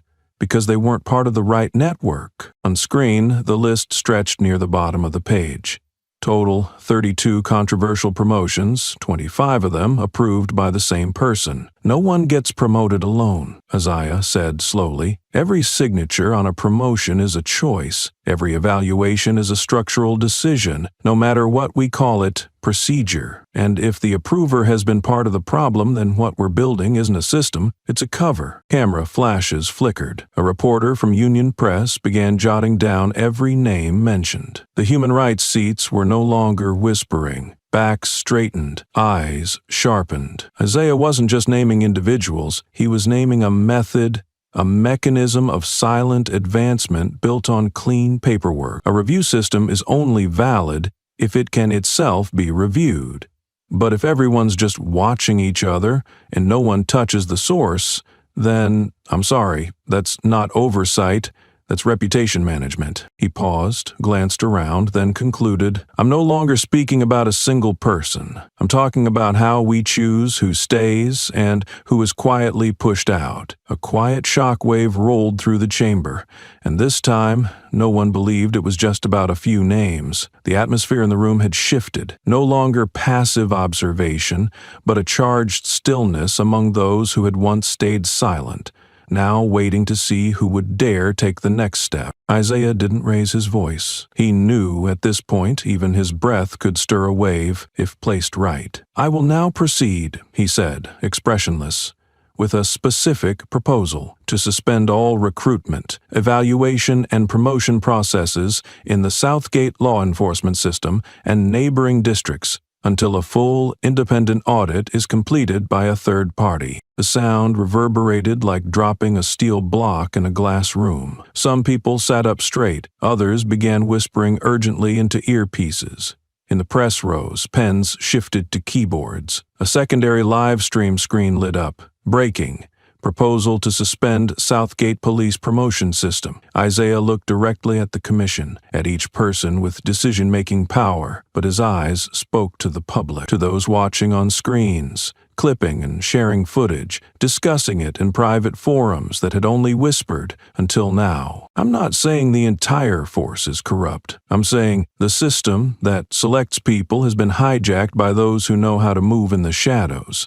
And if we don't shut that valve, no matter who we fire, the mechanism will keep producing the same kind of person. A representative from the NAACP gave a slight nod. A reporter from the Herald typed a headline. From individual to system, Isaiah Cole strikes at the core of law enforcement power. And then he took it a step further. I also propose reopening internal review files from the past 10 years, especially those with identical language and conclusions, overseen by the same individuals or closed far faster than the typical investigation timeline. Rustling of papers. The legal affairs rep on the right flipped through their notebook. A freelance attorney raised their hand, not in protest, but to confirm readiness to serve as an independent monitor if invited. Isaiah wasn't seeking consensus. He created it by leaving no room for anyone to look away. We cannot say we believe in justice while accepting a structure we all know is flawed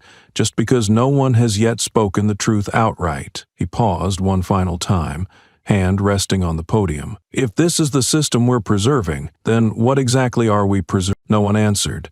But no one sat comfortably anymore. A system had just been called out, piece by piece, word for word, and for the first time it could no longer be denied. The hearing adjourned for internal deliberation, but Isaiah knew the next meeting wouldn't be about reviewing the proposal. It would be about confronting the fact that the era of convenience had just ended. Please welcome Officer Alina Grant to the stand. The chairperson's voice was even, unembellished, free of ceremony or special inflection. He didn't raise his eyes, didn't pause for applause, didn't offer context, and yet the moment carried its own gravity. The room, already silent, seemed to hold that silence even tighter, as though everyone inside was bracing for something far heavier than words.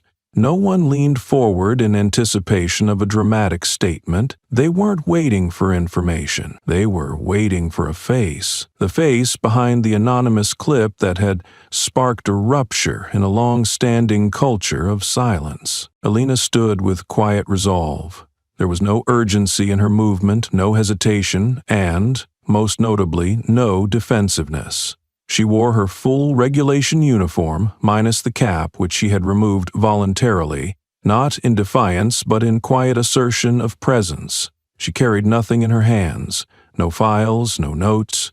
She looked straight ahead, locking eyes with no one, acknowledging no glances, focused entirely on the narrow path that led from her seat to the stand. Under the stark white light above, her uniform, navy double, pressed, insignia intact, did not command attention. What did was her gaze, direct, unwavering, and quietly absolute. It was the kind of look that didn't request space, didn't demand respect, but received both simply by existing. At the microphone, she nodded slightly to the committee, not as an act of deference, but as a professional acknowledgement. There was no need for introductions, no reminders to speak truthfully. Everyone in the room already knew that she had chosen truth well before she was ever invited to share it aloud. Alina Grant, the chairperson began, his voice clipped but respectful. Do you confirm your role in the footage presented to this council? Yes, she replied. The answer came like a locked mechanism clicking into place, unquestionable. I recorded it. Were you instructed by any superior officers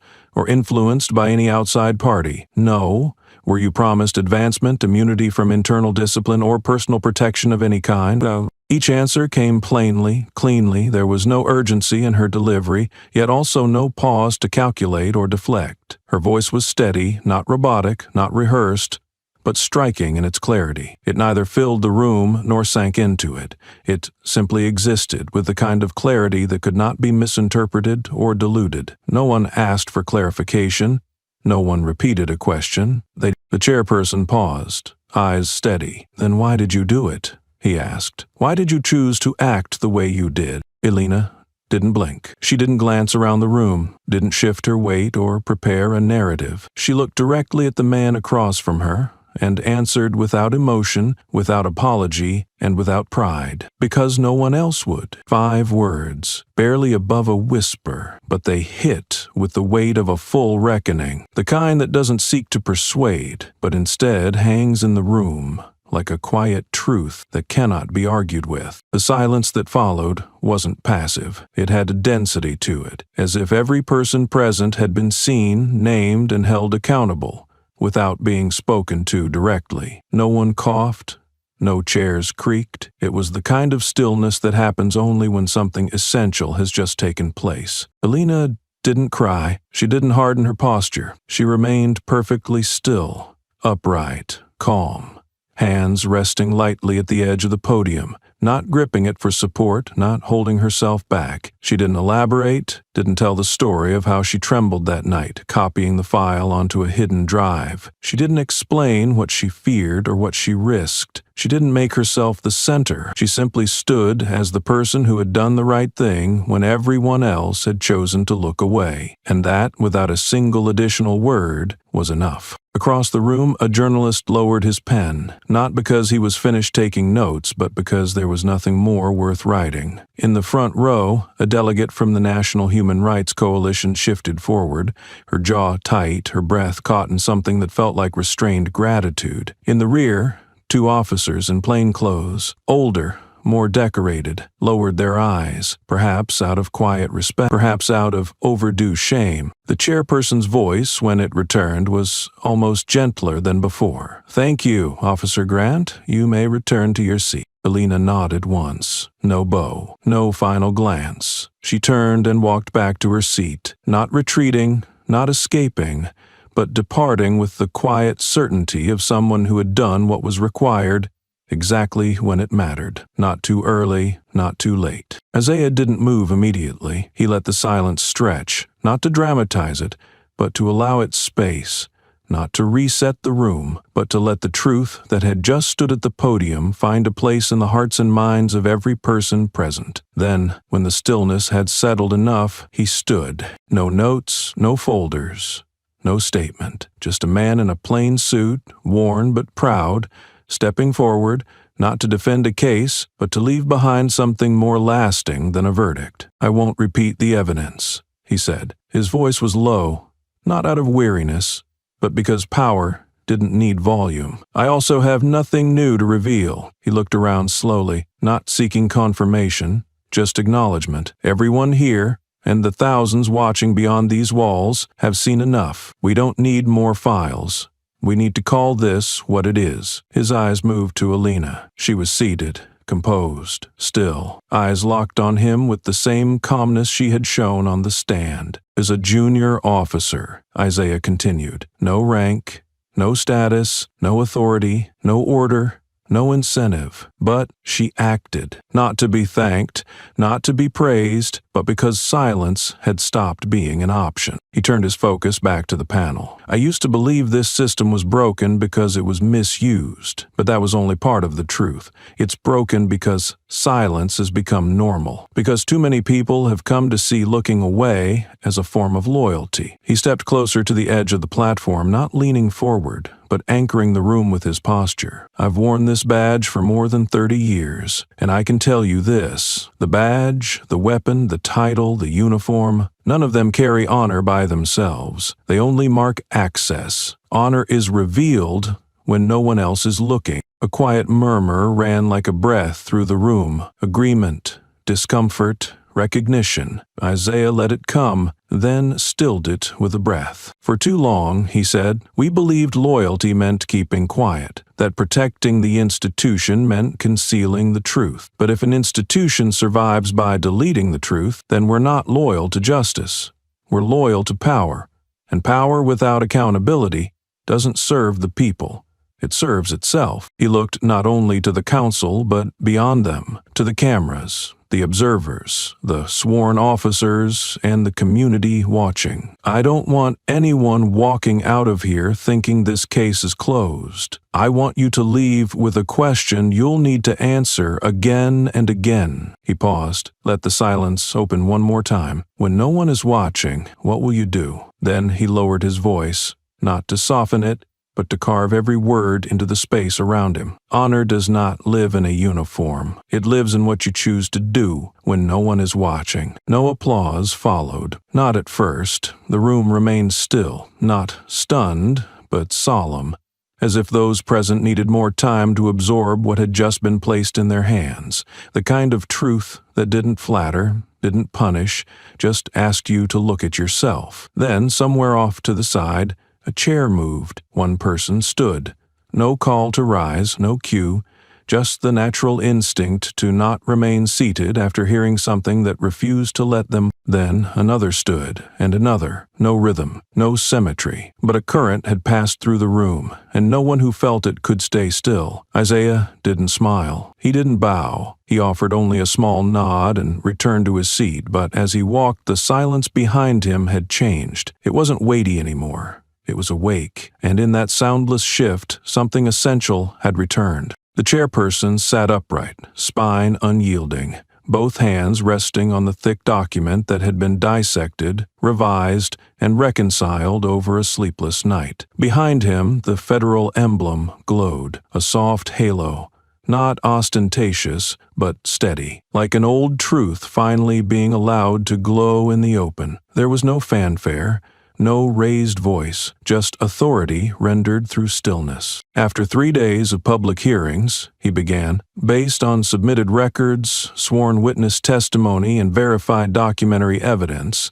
the Federal Ethics Council issues the following conclusion. Not a stir in the room. No coughs, no whispers, not even the mechanical whir of cameras repositioning. Every eye was already locked, every lens already aimed. The moment did not need choreography. It had gravity. First, the chairperson continued, voice even and precise. Lieutenant Bradley Rourke is hereby suspended from all command responsibilities, effective immediately. His personnel file, including all appendices and sealed materials, will be transferred to the Federal Bureau of Investigation for an independent investigation outside the jurisdiction of the Southgate Regional Force. The case is to be assigned high priority status. From his seat, Isaiah remained composed, hands folded atop the polished wood of the desk before him, his expression unreadable. No flicker of satisfaction, no tension released, just steady breath. Second, the chairperson said, individuals involved in the pattern of irregular recruitment, performance evaluation, and internal disciplinary proceedings, specifically Mr. Roland Kearns, Deputy Inspector General, Ms. Linda Reeves, Internal Inspector, Mr. Jace Marlowe, Operations Lieutenant, and Mr. Garrett Hale, Chief Officer, are now subject to immediate administrative review. Their files are to be examined under third-party oversight, effective today. Somewhere in the rows of seating, a pen clicked softly. It was not a celebratory gesture. It was the punctuation after years of sentences left deliberately incomplete. Third, he said, all internal case reviews between 2014 and the present, where any of the aforementioned individuals played a role in oversight or approval, will be reopened. This includes files previously marked no violation, particularly where language patterns or procedural inconsistencies suggest potential compromise or internal bias. Still no movement from Rourke. He remained where he sat, gaze unfocused, fixed on a point somewhere above and beyond the proceedings, perhaps clinging to a version of himself that had already been dismantled, if not yet removed. But when the chairperson paused, looked directly at him, and said nothing more, it was clear the performance had ended. No one called his name again. No directive to rise, no need. Rourke slowly lifted his hands to his chest, unclipped the rectangular brass name tag from his uniform, folded it in half once, almost gently, and placed it on the table in front of him. He stood, not stiffly, just without momentum. Then, after a beat of stillness, he turned and walked down the central aisle. No guards flanked him. No voices rose to stop him. No hands reached out to support or condemn. It was the first time in years he moved without commanding presence, and the first time it made no difference. Elena watched him go. Her face was neutral, but not blank. There was no triumph, no vindication, just the clear, silent certainty of someone who had witnessed the moment power became weightless. Isaiah didn't look after Rourke. He didn't need to. Instead, he pulled out a worn leather notebook, yellowed with age and use, opened it to the final blank page, and uncapped his pen. He wrote slowly, deliberately. The truth needs no revenge. It only needs not to be forgotten. No one saw the words. No one needed to. But somehow everyone in that chamber, whether seated in authority, silent in attendance, or watching through a live feed miles away, felt that something final had closed. Not just a case, not just a career, but an era. There was no applause, no cheering, no fist pumps.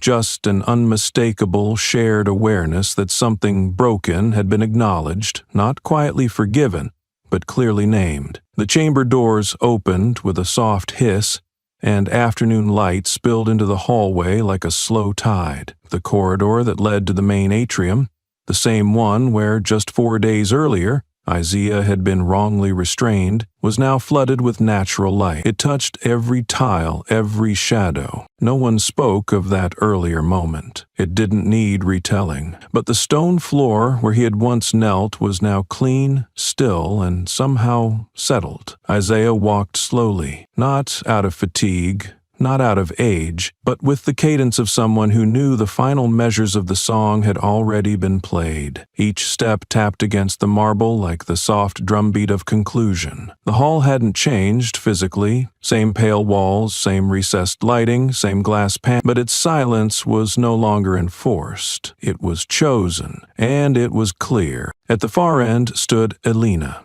still in uniform, still watching. She didn't step forward, didn't salute, didn't speak. She simply nodded, a small, firm, respectful motion, not deferential, not submissive, but one soldier to another, one truth-teller to another. His eye returned the nod, and their eyes met. Not in goodbye, but in continuation. There was more work ahead. There always would be. But now he knew it wouldn't always be him alone doing it. They passed each other without words, without ceremony, without turning, because what mattered had already been said, in action, in risk, in choice. And as Isaiah neared the wide glass doors, more faces emerged along the edges of the corridor. A young records clerk, a junior legal aide, 2 patrol officers from the traffic division. They didn't line up, they didn't salute, but quietly, instinctively, they stepped aside, gave space. Not for his rank, not for his resume, but because they had seen what it meant to hold the line without asking for reward. Isaiah pushed through the revolving door. Outside, the light touched his shoulders gently. The wind tugged at his coat, not fiercely, but enough to remind him that the world kept moving. The south gate sky stretched wide and quiet, blue without noise. The small plaza in front of the building, usually filled with movement and low chatter, stood still, as if aware that something sacred had just passed through it. He paused at the top of the steps, looked ahead. He didn't turn back. He didn't need to. He knew what had shifted behind him. Not a system, not overnight, but a silence had broken. A culture had been cracked. And in the tiny fractures of that old sealed stone, truth had started to grow. Isaiah smiled, not the smile of a man who had won, but the smile of someone who could, finally, walk away, because someone else had chosen to stay. And when he stepped down the stairs, he did not step alone. In a society where power can be abused, where skin color, rank, or reputation may dictate how a person is treated, the story of Isaiah Cole is more than just an investigation. It is a test of how we see each other, treat each other, and accept one another. Before we know the full truth, Isaiah, a well-dressed black man walking into a law enforcement building, was handcuffed not for any crime, but for simply being out of place in someone else's view. He didn't argue, he didn't resist, and he didn't need to shout to prove his innocence, because the truth would defend him in its time, in its way, and on its terms. At the very moment others rushed to label him an intruder, he turned out to be the one with the authority to judge the entire system. A powerful twist. Not for drama's sake, but to reveal this truth. Judging others through bias is not just unfair, it's dangerous. From this, we draw 3 key lessons, not only for those who have been underestimated, but for anyone holding the power to impact someone else's life. 1. Don't judge based on bias. The danger of bias is that it convinces us we're right, even when we have no facts. Rourke, a seasoned officer, didn't need a clear reason to distrust Isaiah. Just the absence of a name badge, unfamiliarity, and being not someone who looked like he belonged was enough. The system Rourke trusted allowed him to act that way, because it was designed to prioritize comfort for the powerful over justice for the vulnerable. And that very bias led him to the biggest mistake of his career, arresting the man reviewing his own disciplinary file. Bias blinds us to the truth of a person. It doesn't see dignity, only appearances. It doesn't recognize value, only labels difference. And in today's world, where we encounter every kind of person, bias isn't just a barrier, it's the seed of injustice. Talent and human worth must not be dismissed. Isaiah didn't argue. He didn't try to prove himself with loud words. He proved himself through steadfastness, knowledge, and belief in the right process, even when that process had been corrupted. Though handcuffed, silenced, and quietly pushed out of the system, he returned, not as a victim, but as the one leading its reckoning. Throughout the story, Isaiah never wielded power through force or command. He led through careful preparation, strategic silence, and evidence no one dared forge. It was proof that true value doesn't demand attention. It speaks for itself when the moment is right. In reality, many people with both heart and talent are ignored, simply because they don't fit traditional molds, and their silence, when dismissed, becomes one of society's deepest scars. Justice always finds a way. Justice doesn't always arrive on time. It can be delayed, obstructed, even buried. But if enough people refuse to stay silent, if enough evidence survives, and if courage outlasts fear, justice always finds its way back, even if late, even in the shadows. Isaiah didn't win through luck. He won through preparation, patience, and clarity before reaction. He didn't need to clash with the system to overturn it. He just had to show up at the right moment with the right proof, and the system unraveled itself with the weight of what it had hidden. Have you ever been misjudged simply because someone didn't understand you? Have you ever been overlooked only to prove, silently, that you were more capable than they assumed? If this story speaks to you, remember this: no one has the right to diminish your worth just because you don't resemble their expectations. Don't let others define you through fear or ignorance. Hold to your values, stay the course, prepare well, because the truth always finds a voice. If this message resonates, share it so others can reflect too. Help us spread this reminder. Every person, regardless of race, rank, or background, deserves to be seen with fairness and respect. And don't forget to subscribe for more stories like this, where justice isn't theory, but action, taken by those who speak up, even when the truth isn't welcome.